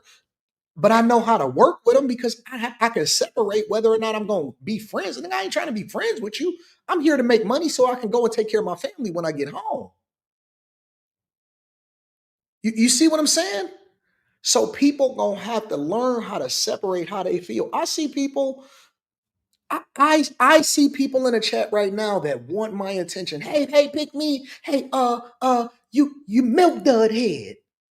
I see him in the chat right now, but I also know that the more people that are chatting, the more engagement that I get, the more that YouTube recommends my video to people. So I'm not, man, listen, I tell people on the after hour show all the time, hey, don't censor them.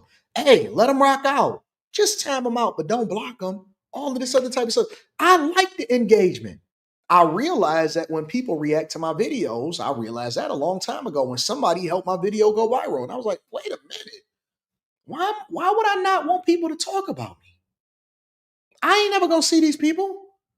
I ain't never gonna see them in real life. So wait a minute. Instead of getting mad at people, let's give them more. Let's give them more. Oh, is this the thing that gets you popping in the algorithm? Okay, cool. We're gonna give them more. We're gonna give them more. They really bothered because they really want me to get divorced, and so they trying to figure out if I got a side chick. All right, let's feed into that shit. Yeah, nigga, I fuck your bitch and all of the niggas. Man, I don't like it, man. The way he talk about it, he ain't no Christian. Oh, okay. So now we can get the church people involved because I didn't know that we can cross over. All right, let's have a conversation about that then. Like I'm able to remove how I may feel about something on my own personal, because when I go home,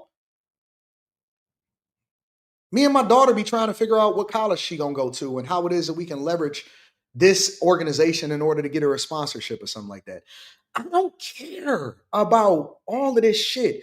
If it wasn't for the money, you would never ever see me have an Instagram profile, a YouTube channel, or a goddamn TikTok. If it wasn't money to be made, you would never ever have seen me ever in life. You would not know me if it wasn't about some money. I could tell you that definitively. Give a fuck about none of this shit. Oh, wait a minute. Is money there? Okay, I care. Yeah, I care. Yep, 100%. So when I see this, people are so caught up in how they feel about Vlad. Like, nigga, have you ever met Vlad before? Do you know him? Are you rocking with him? You see what I'm saying? Do you care? Remington Gatewood, for example, with no profile photo, comes in here every day. He goes on all of my channels. And 9 times out of 10, he's usually against anything that I said, and he'll say something crazy. But he's still able to chat right now. He's right there. Do I sit there and cancel him? Do I block him? Hell no, I don't block him. I understand that Thirsty's got to get their stuff too. I understand that the Room 9 kids got to get their shit off. Why they can't get their shit off over here? What, you don't think of you mean the same thing over there as it does over here? I love these base heads that come over here. Now, my bag chasers is a whole nother conversation, but we got a separate group for that. But I love base heads. I love base heads. What, you think that base heads don't get money and they don't come and buy product too? You don't what, you think that base heads don't have money? You think that they don't buy drugs? Yes, they do. Yes, they do. Crackheads spend money the same way that everybody. I don't discriminate. Hey, you can't come in here and buy no product. Yes, you can, nigga. Come on over here. I got a special section for you. It's called the Room 9 Kids.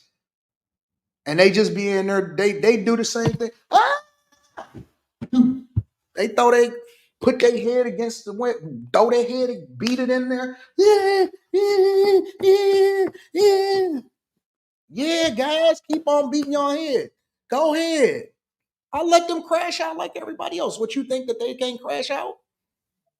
They beat their head against the wall like everybody else. They money spent the same way as everybody else. They want a group to belong to. I'm going to give it to them.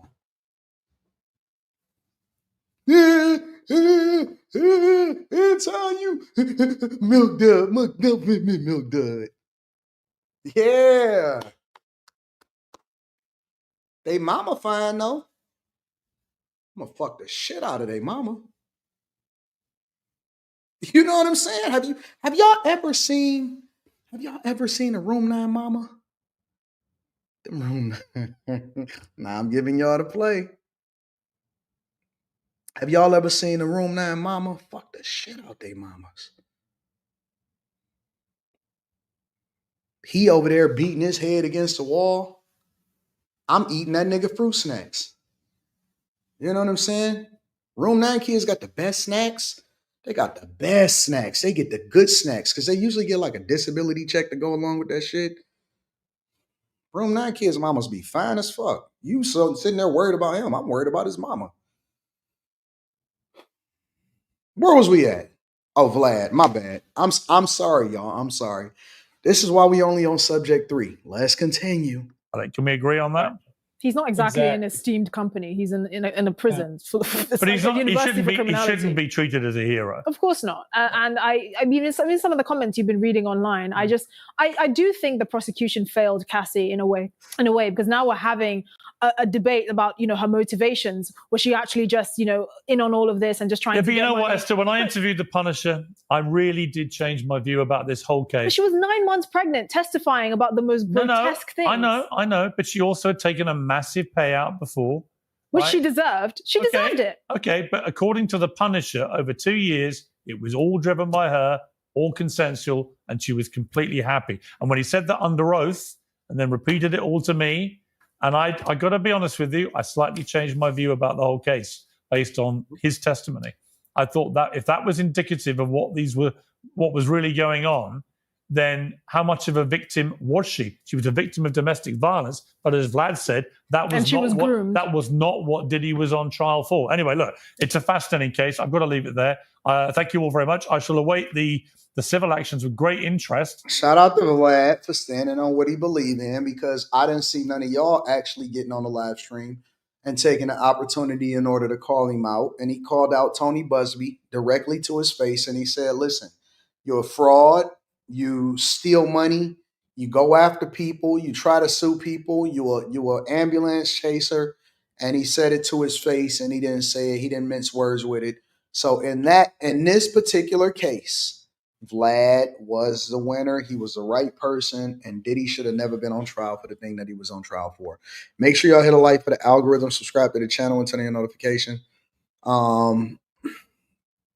We gonna cook today. We gonna talk today. Let's see what we got. Thoughts on life insurance sales to become a millionaire? I don't like life insurance sales. I don't know no millionaires that became rich off life insurance sales, so I can't speak on it. I'm not saying that it can't happen, but I don't know anything. Holly Berry and Monsters Ball. Yep. Shout out to Mr. Lot. Shout out to Mr. Lot. Cartez Jones says, and in the show Mr. Robot, season 1, episode 9, remaining 11 minutes of the best show. Best lessons in business. He quotes, in business, grudges aren't really a thing. It's too emotional. Offers an adversary a lucrative facts. Facts. Most of the time, the best thing that you can do is give the person that you think would be your enemy a job, because the enemy of your enemy is your friend. You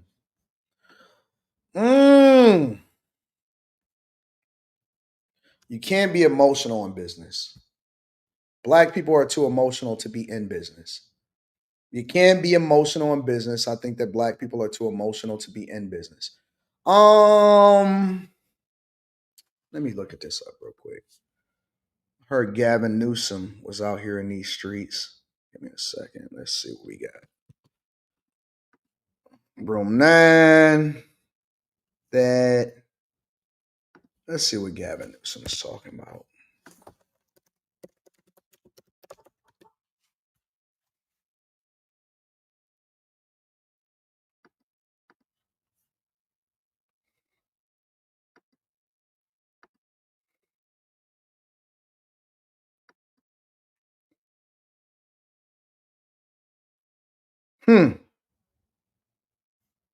Interesting. Let's see what that Gavin Newsom is talking about. Let's share this tab.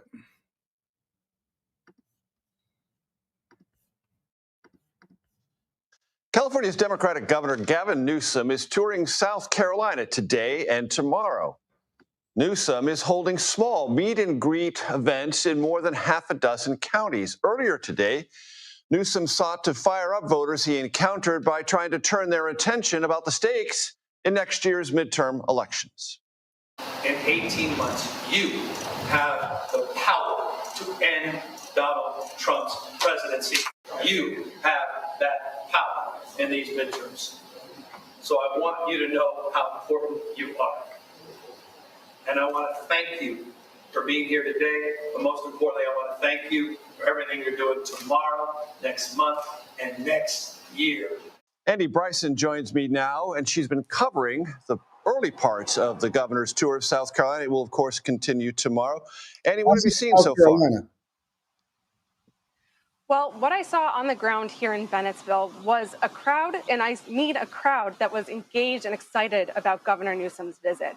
I spoke to some local women who said that, you know, their local Democratic meeting usually gets about 8 members a month, and we guessed that there were about at least 70 people in the audience for Governor Newsom's meet and greet this afternoon.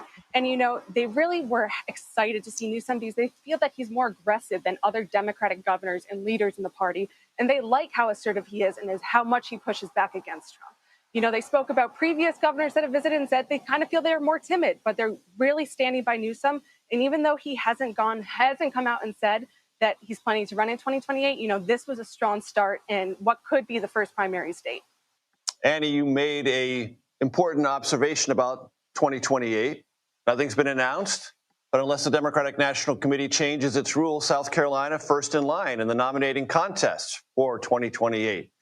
So it seems that it's possible, very possible, that Gavin Newsom is trying to lay the groundwork at least for something there. Of course he is. It definitely felt that way on the ground tonight or this evening. You know, Governor Newsom was really mingling around the room. He spoke to, I think, pretty much everyone that was in attendance. His speech was about 16 minutes long, but he really made sure that he was making an impression on voters here in Mobile County, a county that went for celebrating 250 years of this enduring, values of our founding fathers, the best of Roman Republic, best of Greek democracy, that we're all in this together. And find a little grace, a little humility. You know what he did instead? At the exact moment of the press conference, he decided to press go. And he took those military, 90 of them, those same National Guard men and women that were out there protecting the peace and helping us during the wildfires, put masks on this time. and were sent out in military gear on horseback with American flags, with Black Hawk helicopters, with tanks running down the streets of a great American city in MacArthur Park in the middle of the day while children were in summer camp. He's practicing. He's practicing, he's prepping, and he's getting ahead of it so that ultimately he could run to be governor. I'm sorry, try to run and make his presidential bid. Gavin Newsom, and I said this, I said it. He's not engaging, he's not galvanizing. He is not a person that everybody is responding to in a positive way. He is not a person that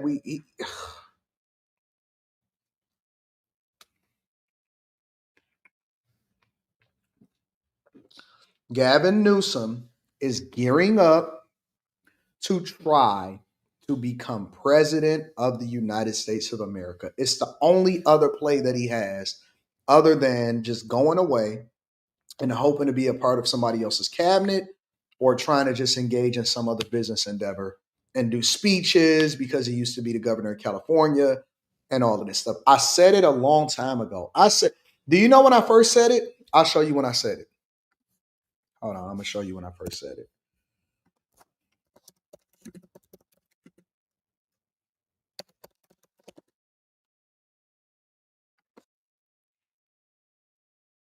I'm going to show you when I first said it.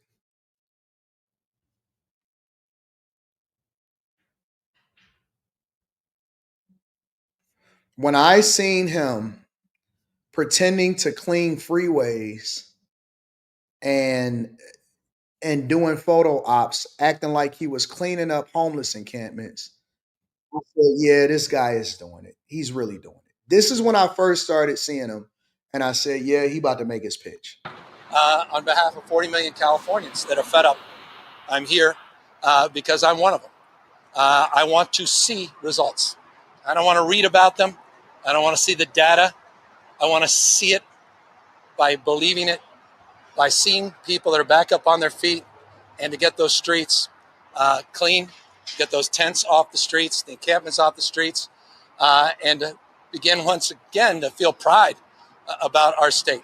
This is not about criminalization. What's criminal is neglecting people that are struggling and suffering and dying on our watch. That's criminal. What's criminal is people don't have restrooms. When I seen him doing this 11 months ago, I said, yeah, he's doing the photo ops. Does this still work? Does this still work? Does it work when you see somebody pretending like they really out there and they're helping the workers? And so he went out there and he worked for like 25 minutes in order to get his photo ops. He called the cameras. That's the thing. He called the cameras out there and he said, listen, be out there, interview me, whatever. So this is honest to God truth. This is what happened. He called the cameras out there and he said, come out there, watch me, get a good photo op because, they had spent $29 billion in homelessness and they never made one dent in it. So this was the way in which he could start to try to endure himself to the people and all of that stuff, right? And I said, yeah, that boy is finessing. And so, Bam Bam, you're absolutely correct. But see, it has to be strategic. Bam Bam says he thinks that the best marketing is through streamers. Yeah, but it has to be strategic. It can't be, I'm only showing up because I'm streaming. Because it's going to be the same thing as when people only start to come through the neighborhood during campaign season when it's time to start getting ready for an election. You know what I'm saying? It has to be authentic, and you have to start endearing yourself to the people, and it has to be authentic. It can't be a photo op. It can't be, something that people can't talk about long term. The best marketing is a way for people to remember you. Okay? It's a way for people to remember you. I'm about to go on a podcast run, right? Starting at the end of the month, I'm gonna start going on a podcast run. And I got some big podcasts that I'm stopping through or whatever, so on and so forth. And everything that I show up on, whether it was on Real Life Street Stars or if I do an interview with somebody, you have to make it memorable. You know what I'm saying? People have to remember your name even more than what you do. When you talk about marketing, even more than what you do is what they remember you for. If people don't know your name, if they don't know how to remember you, if they don't understand who you are, if they can't notice, like, I'm gonna give y'all a marketing tip. Something that I wouldn't usually say out loud. Notice how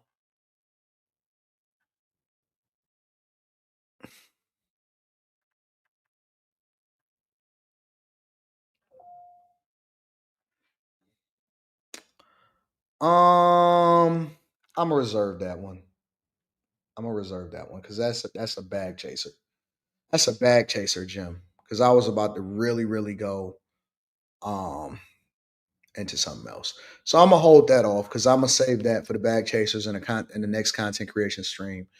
And because I always try to give y'all tips on how to market yourself more effectively and be able to make more money. So I'm gonna hold off on that. But um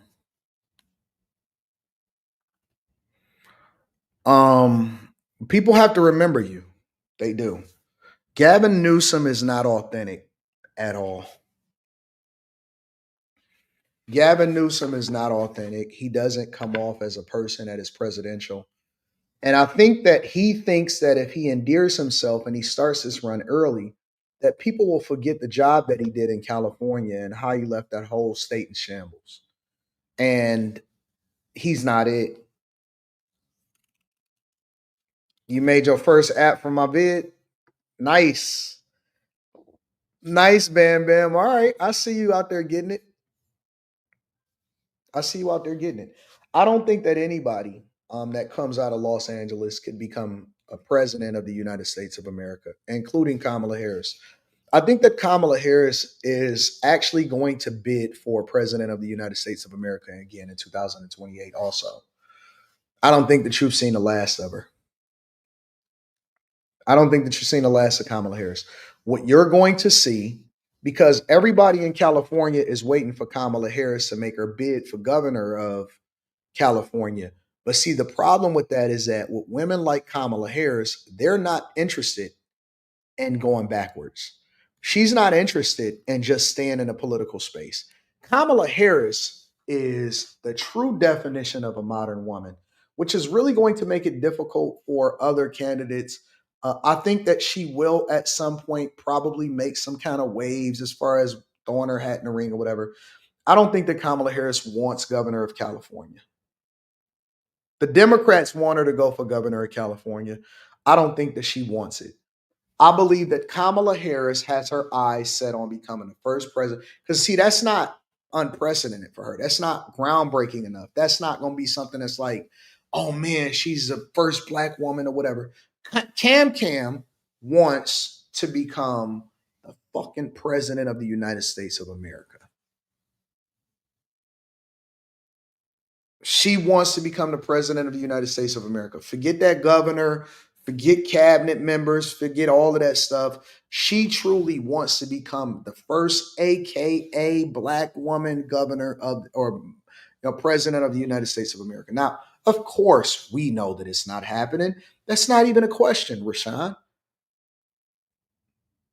We know that it's not happening. That's not what we're talking about. But we're talking about how Democrats like Gavin Newsom is crashing out, truly believing that they have some sort of chance to become president of the United States of America. They all want the position. None of them is actually capable of winning it. One text says, ADD's ass is killing me. Well, get YouTube Premium. So what you're doing? That's what we do. Get YouTube Premium. And let me tell you what the other thing that they're all going to do. This is what they all going to do. This is what Gavin Newsom's pitch is in South Carolina. This is what every single candidate is going to do. They're all going to go after Trump in order to try to galvanize a base so that they can get the nomination. And it is the dumbest thing ever.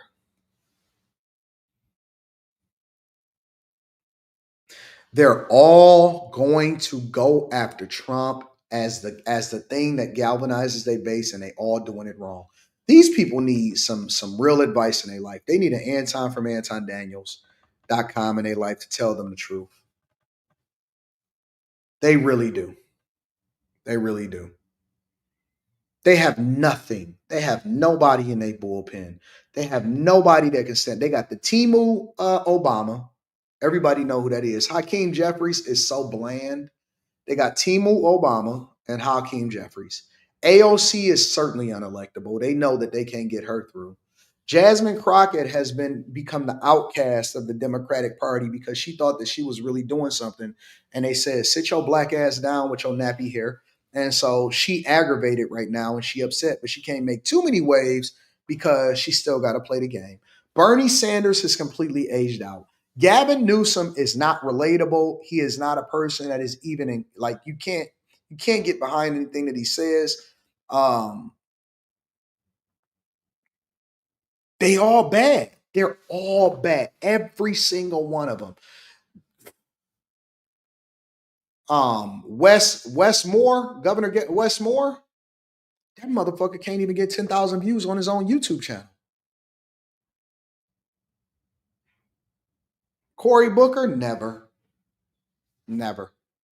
Never. Never. Name me Pete. Y'all saying Pete? Pete from Pennsylvania? Never. Big Gretch from Michigan. People in Michigan don't even like Gretchen Whitmer. Go to any video that, here, I'll show you.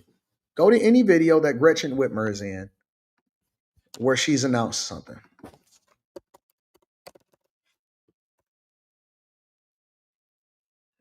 Let's go to one of the most recent ones.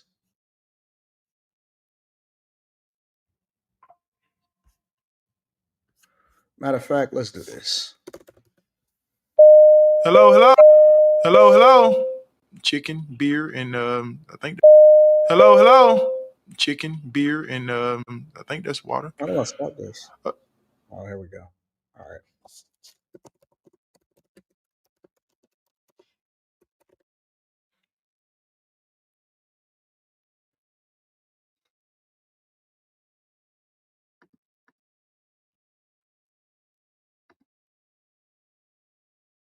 Look, okay, so you see her right here, right? To cause your grocery bills to skyrocket and rip healthcare away from people who need it at most. Put simply, this bill is going to be devastating. 17 million Americans could lose healthcare. Hundreds of thousands of Michiganders. Hundreds of hospitals. Now, if you want to ever know what the sentiment of what people really believe about somebody in their own state is, let me show you what it is. Let me show you. Watch this. Look at the things that people are saying about her. Now, this was just 6 days ago. Because you, Michigan is one of the worst states for unemployment and for highest inflation in the country. I don't want to hear it from you, Michigan people. Take your blindfold off, nothing but fake information. You killed this state. Alex Bailey says, Jesus Christ, somebody do something. Like, what the fuck is going on? Figure it the F out, fix it. I'm so sick of this. Fake news. Look at what she's done to Michigan. She is the devil. Wait the last four. This is on her official account. Her official account. Wait the last 4 years. You said no inflation, not acting like you care. You are the problem. Gretchen, you're full of evil. Thank you, Big Gretch. One person says you with the people. Please, please run for president. Now look at these people. We don't even know if these is real people. Look at the profile photo of this person.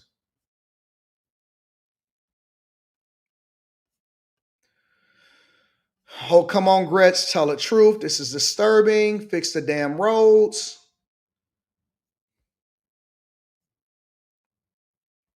So, and look at the person. Look at the people. Why don't you do something for Michigan people? Your policies have done nothing to help us. Go hang out with your above the law hubby on your big boat on this weekend. How about fixing the freaking roads? Can't wait to vote you out. Stop trying to scare people. People truly don't really fuck with her like that, bro. They don't mess with her like that. I'm telling you. I'm telling you. So if y'all saying Gretchen Whitmer, I'm telling you.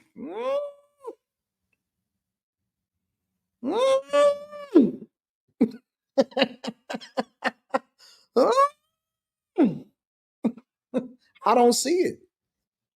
I don't see it. I'm telling you, I don't see it. So if y'all telling me that the country is gonna get behind any of those people, I don't see it, bro. I truly don't see it at all.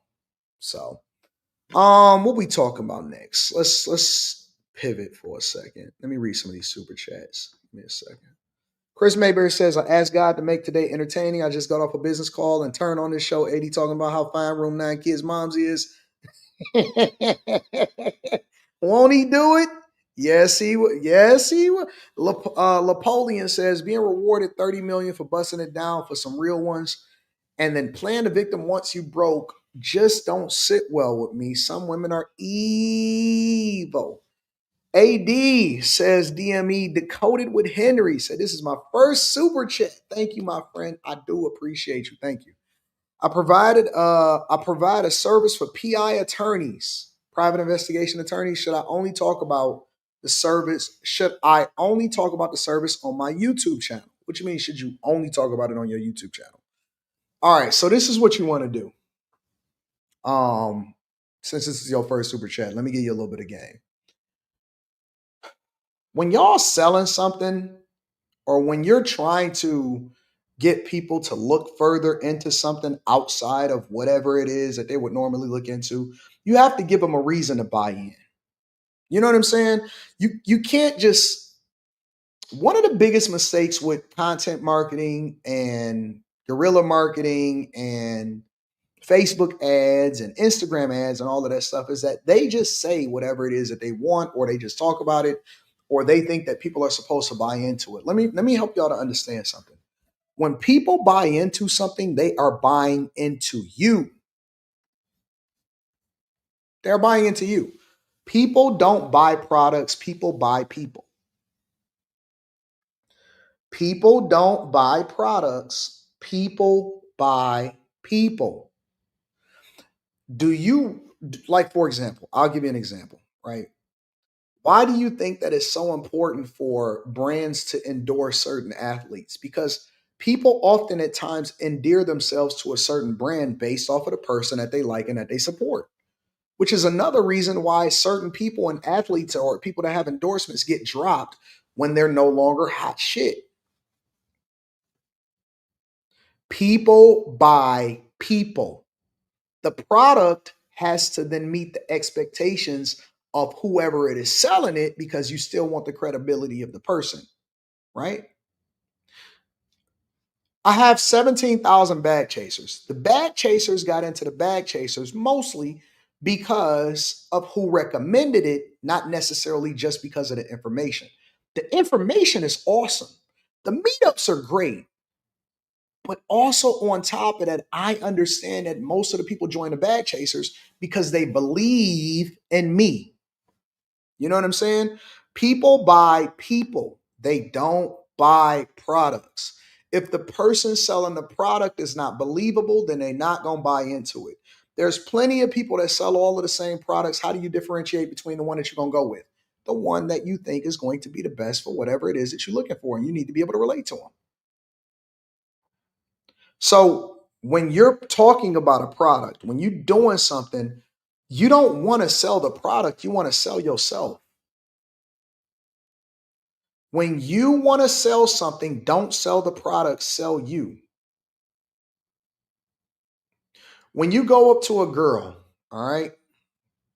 When you go up to a girl, do you say, hey, I could do this for you, I could do that for you? You know what, this is... No, because essentially we're getting into a relationship. Hopefully you get into something transactional. You want to fuck her, right?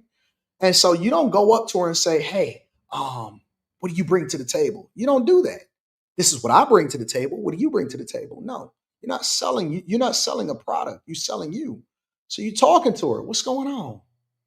Nah. Stop, man. I'm not even tripping off of that because your homegirl is wrong about me. I know that she said that she seen me on the internet, but who I am in real life is completely different than... I'll show you. Don't even worry about it. Hey, what y'all drinking on down there? Listen, I'll be back. Then you go and mingle. You go and mingle. So when you go and mingle, you don't want to just sit there and talk to her for the whole time because you don't need to sell yourself. So what you do is you go off into the crowd and you start to kick it with everybody else and you get real social because you want to show her that you're not paying as much attention to her, but that you hot shit, right? So you go off and you doing stuff and you completely forget about her, right? But she is subconsciously and consciously doing stuff, but she's still keeping an eye on you because she already remember the fact that you didn't ask her for shit.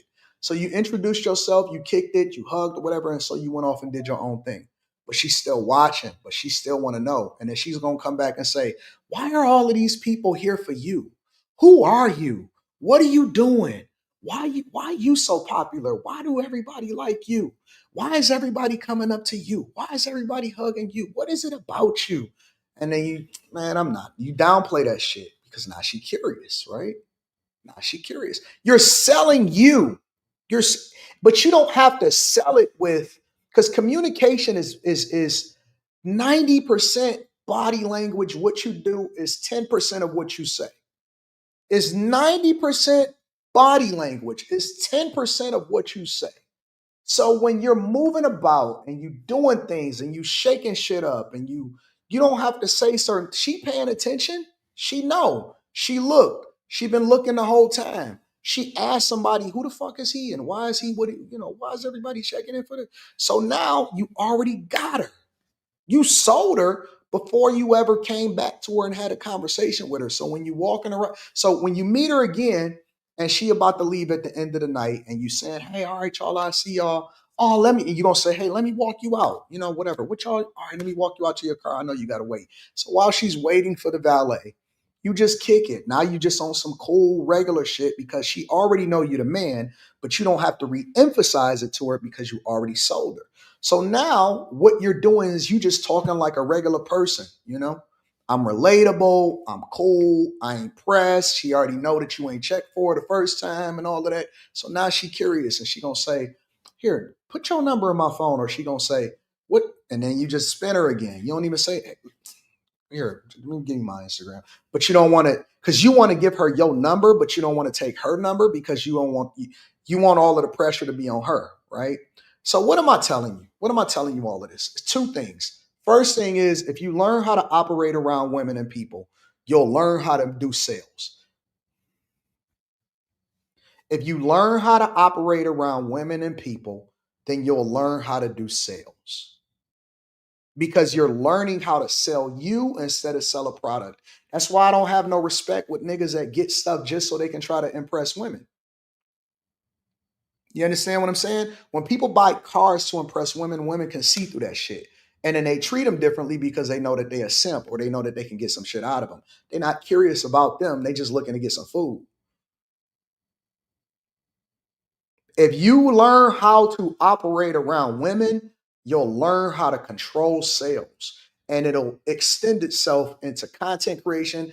It'll extend itself into corporate America. It'll extend itself into your business, all of that stuff.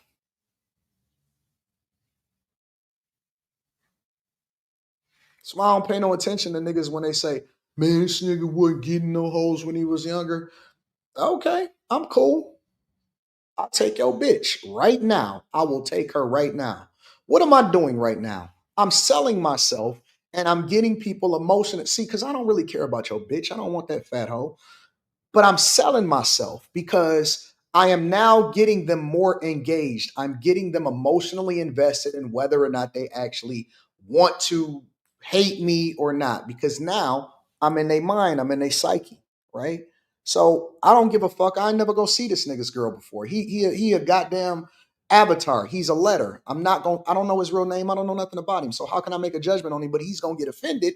Why? Because I understand that black people are emotional. And so if you play into black people's emotions, you're able to sell them on being invested in what you do. So they may not necessarily subscribe, but they definitely gonna come back and watch your shit and they're gonna promote it because they're gonna do a reaction video to it. And so it gets them going. Man, that nigga ain't never did no shit like that. And got him. Hook, line, sinker, got that bitch. Got him. Got him all day long. 100%. Got him. Roped him right on in. He don't know it because he emotional. And people that are emotional are the biggest consumers because they buy based off of their emotions.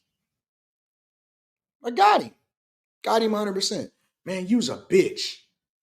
You don't think he gonna come back to see if I ever say something about him again? You don't think he gonna come back in order to see whether or not I failed? You don't think he gonna come back in order to talk shit? You don't think that he gonna promote my name on somebody else's podcast when I pop up? When I show up, think about it like this. Here, I'll give y'all some more game. Just because I'm feeling generous today. When I go to a person's live stream, right? Let me tell y'all one of the things that I do. Let's say I'll pop up on a live stream or something like that, or it's a content creator putting out. And if you notice, I never, ever, ever just chat regular. I don't type in a chat. I don't do any of that stuff. When I pop up, I'm popping up with $500.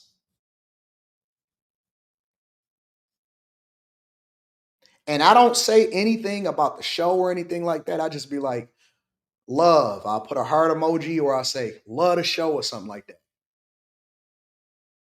The first thing that happens in the chat is the women go crazy. Man, I need me a man like that, all of that shit, right? So the women go crazy. The niggas then go crazy. Man, this nigga shut the chat down. The person that's live streaming, it don't matter how big the live streamer is, they gonna be like, who the fuck is this motherfucker?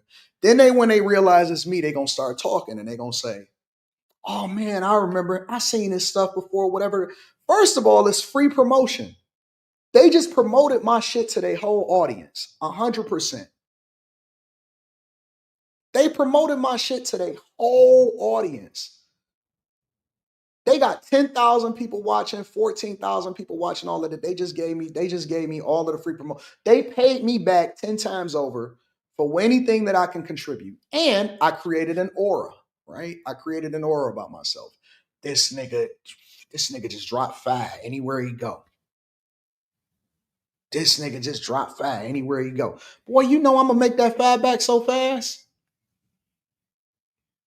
You know I'm gonna make that fire back so fast. Because first of all, I separated myself from everybody else. The true part of sales is you have to separate yourself and you have to create an aura, but you can't be too aggressive. I ain't gonna say no more. Because I'm already getting your girl wet. Your girl is already wet. She already fucking wet because she want a man to be able to talk to her the way that I'm talking to her. And you keep coming in there trying to tell her what you done already did for her. She don't give a fuck about that. She don't even remember what you did for her. She don't remember what happened yesterday. She want to figure out what it is that can make her feel some type of way right now. She need an emotional connection. That's why women that have emotional connections, they have better sex. Don't even matter how big your dick is. Don't even matter how good your sex game is. If she got an emotional connection, nigga, it's over. You over there over pumping. I don't even do nothing, nigga. I just get an emotional connection and then she just be, oh my God, it's so great. I ain't do shit to you. I ain't did shit to you. I don't even like you like that. I don't even like her like that. Real talk. Got an emotional connection with her though. That emotional connection, nigga be you sweating and shit. Like I'm cool as a cucumber. I'm chilling. Acting like I don't even like her. I'll be in there in a minute. Come in 2 hours later. Oh, I fell asleep. But I ain't even talking to her. I'm just pulling her panties down real quick, nigga. Let me stop. I'm giving y'all too much because now y'all feeling some type of way. Now you feeling some type of way because I just saved your marriage and you don't even realize it. You mad at me and I saved your marriage. You mad at me and I saved your marriage. What we talking about? This is the most derailed show that I've ever done in my entire life.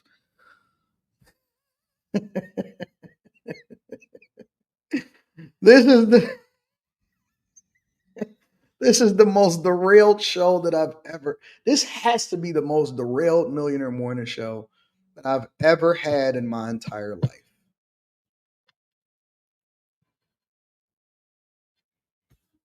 Oh my God.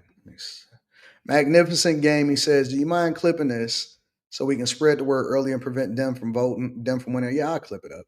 Nichelle says, been thinking about this for a minute. Governors, mayors, and other elected officials should not be able to run for our offices unless they have successfully managed the budget of their existing role. That's the problem with people, is that they still get to choose their own leader. Join the Bag Chasers Monday. I opened a brokerage account today looking for growth. Facts. Silver Lion says, I tell people all the time, to go take speech and debate classes at a city college to help with talking and sales. If you can win debates, you win in life. No, that's not true. If you can learn how to talk to women, you win at life. Listen to what I'm telling y'all. If you can learn how to move in a room full of women, you can win at life. Fuck the win in a debate. It's Ninja going on the virtual I Choose You 2 tour. If you can learn not sending a DM, if you can walk up to a woman and control the room, you can learn how to run the world, bro. I'm trying to tell you, you can do anything, take over anything. Because she just want a person that's gonna pretend to listen to her. That's all she wants. That's all she wants. She just wants somebody that's gonna pretend like she listens to her. You ain't even got to talk to her often. You keep calling her every day. The nigga that get all of the play gonna talk to her once every 2 weeks. I don't even talk on the phone, nigga. I respond in emojis.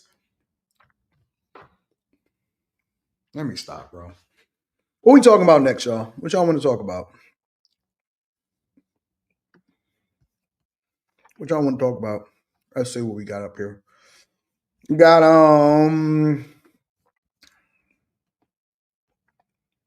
talked about Target. I got some stuff that I'm saving for tonight on After Hours. Nicki Minaj and Jay-Z. 50% tariffs on Brazil. What y'all want to talk about?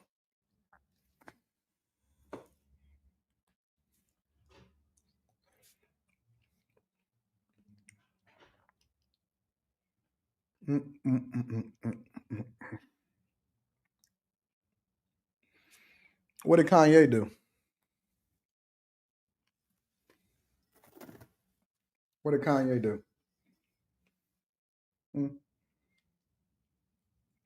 Flooding. We talked about flooding already.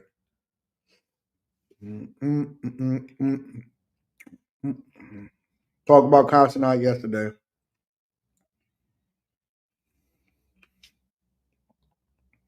I'm not interested in it. I'm not going to talk about it. So,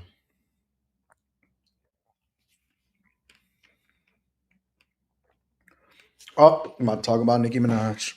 I see Mika's in the chat. Let me talk about Nicki.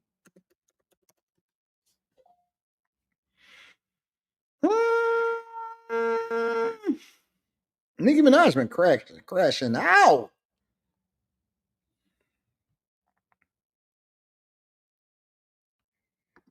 What's up with Nicki?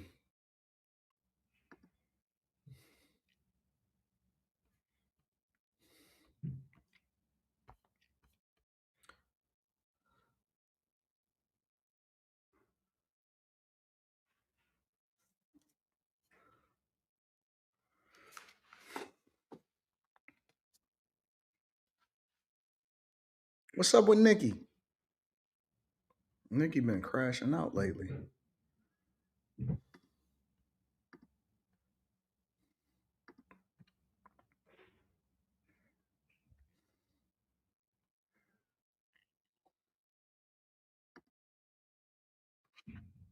Nicki Minaj says Jay-Z owes her $200 million from her equity and title.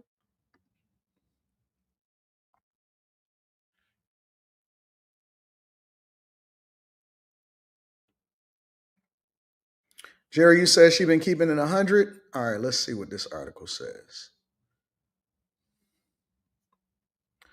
Nicki Minaj is escalating her public feud with Jay-Z as she has now made a claim that he owes her up to $200 million tied up in her equity and title. Minaj, who was one of the 15 artists gifted a 3% stake in a streaming service at its 2015 launch, says she was offered only $1 million for her share after the company was sold to Jack Dorsey Square for $302 million. Okay, so here's my question. All right. So if Nicki Minaj had a 3% stake in Tidal and the company sold for 302 million, then how did we get to $200 million? How did she own 66% in the company? How did she get 200 million out of 300 million if she only had a 3% stake? At most 9 million. Correct. 3% of 300 million, or I'm sorry, 3% of 300 million is $9 million. No. That's not right. 10% of 300 million is 30 million. Right? So 1% of 300 million is 3 million. Yeah, that's right. $9 million. That's right. $9 million. So if she had a 3% stake in Tidal when it sold for $300 million, then that means she would be owed technically $9 million, right? Maybe they offered her $1 million for her share. Oh, they said after the company was sold to Jack Dorsey Square. But here's the thing.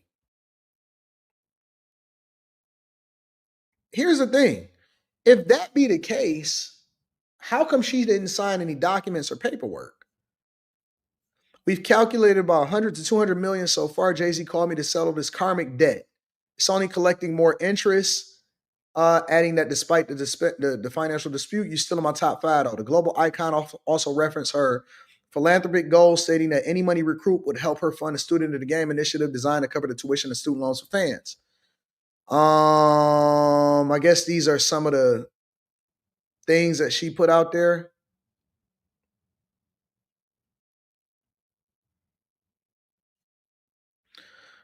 She further directed criticism at Roc Nation members when she called out the CEO, Desiree Perez, sharing a screenshot of a video that accused Perez of abusing her own daughter, Demarie.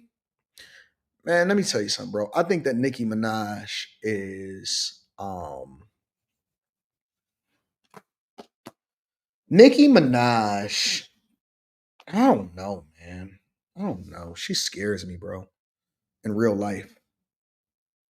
She really do scare me in real life, bro, because I'm not being literal. I'm just talking shit right now, obviously. But it's like lately she's had a lot to say about a lot of people and she always getting into some shit. You know what I'm saying? It's like I don't understand that. And maybe I'll throw this to Slimmy and Mika later on tonight. But it's like she always getting into some shit. Like, why would you talk about somebody's kid? Or why would you talk about any of that? What, like, I just thought it was rules to the game. Like, because you just don't do that. Like, it's almost like you kind of leave, like when it gets personal. I'm not talking about just joking in general and just saying some stuff about somebody that you never seen before. But see, if I seen somebody or I don't like somebody, I'm not gonna go after their kid, right? And that's the part that I'm like, man, Nicki Minaj, she like go dark. You know, Nicki Minaj kind of reminds me of 50 Cent. Nicki Minaj kind of reminds me of 50 Cent. You know, she kind of like when she go dark or when she go after somebody, it's weird. It's very, very weird to me.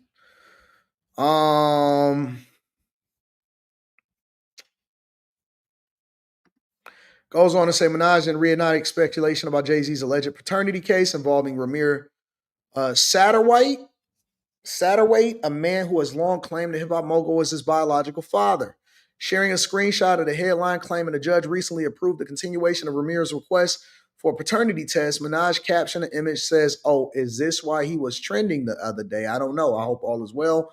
To God be the glory. The paternity suit has not been publicly confirmed by Jay-Z." Then they be trying to make the nigga look like you. She also came for Megan Thee Stallion, and just as a federal judge ruled that the sexual harassment and retaliation lawsuit filed against the Houston rapper by her former cameraman could proceed. She don't like Megan Thee Stallion either. Does Nicki Minaj like anybody?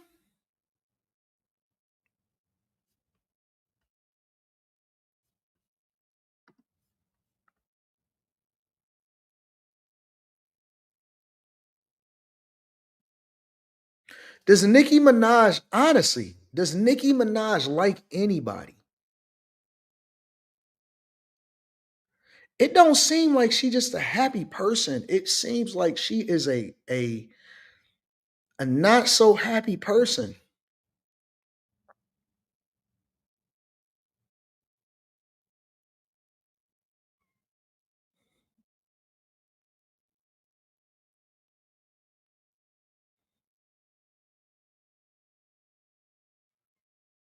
Yeah, she like Wayne. Yeah, well, Wayne is Wayne. Wayne is Wayne. I don't know, man. It's just like I'm very careful. Not saying that I would ever be in a space with Nicki Minaj, but just people in general. I'm very, very careful about people that I'm around, like that I spend an extraordinary amount of time around, because I be just trying to figure out, like, could this person turn on you or all of this other type of stuff? I don't know, man. I don't really care for it. So, anyways, nothing else to see here, really. Doesn't look like anything worth having a conversation about.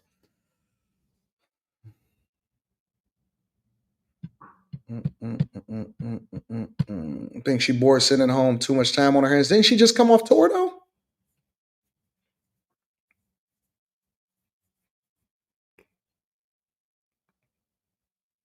Nikki let my girl take a pic. She wasn't rude or nothing. Well, yeah, I'm not talking about um like to fans or anything like that. I'm talking about to in other parts of regular life. You know what I'm saying? You know, Mika gonna stick up for Nick. You know, Mika's gonna stick up for her because that's Mika's girl right there. Anyways,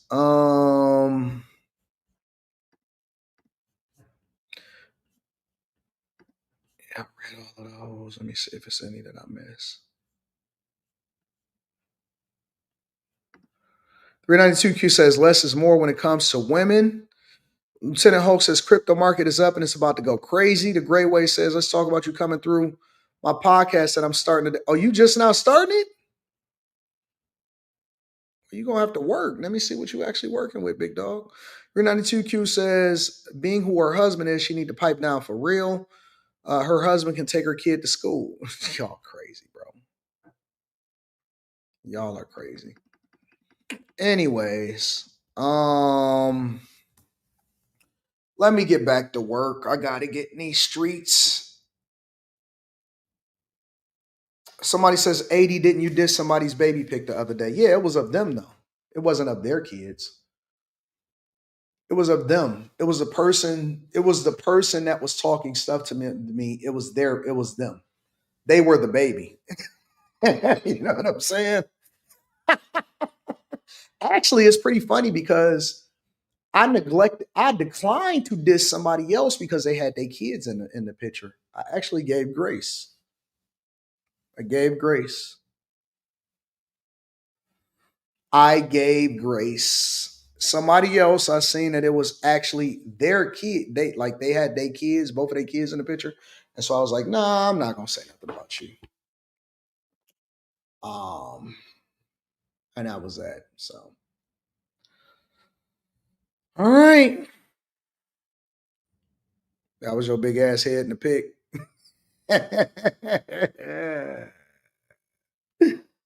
Yeah, I was chilling. So I didn't go at other people's kids. I went after the person that was in the profile picture. I went after them because they had their own baby picture up. So Always a sad time when the stream ends. Yeah, I agree. But we almost at 2 hours and 45 minutes, coming up on the 3 hour mark. And I said that I would do about 3 hours with y'all and kick it with y'all.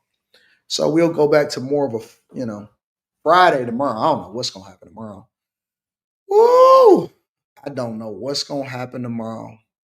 They brought me them waffles. I ain't even want them. I ordered some Belgian waffles and all of that. I ate like half the eggs.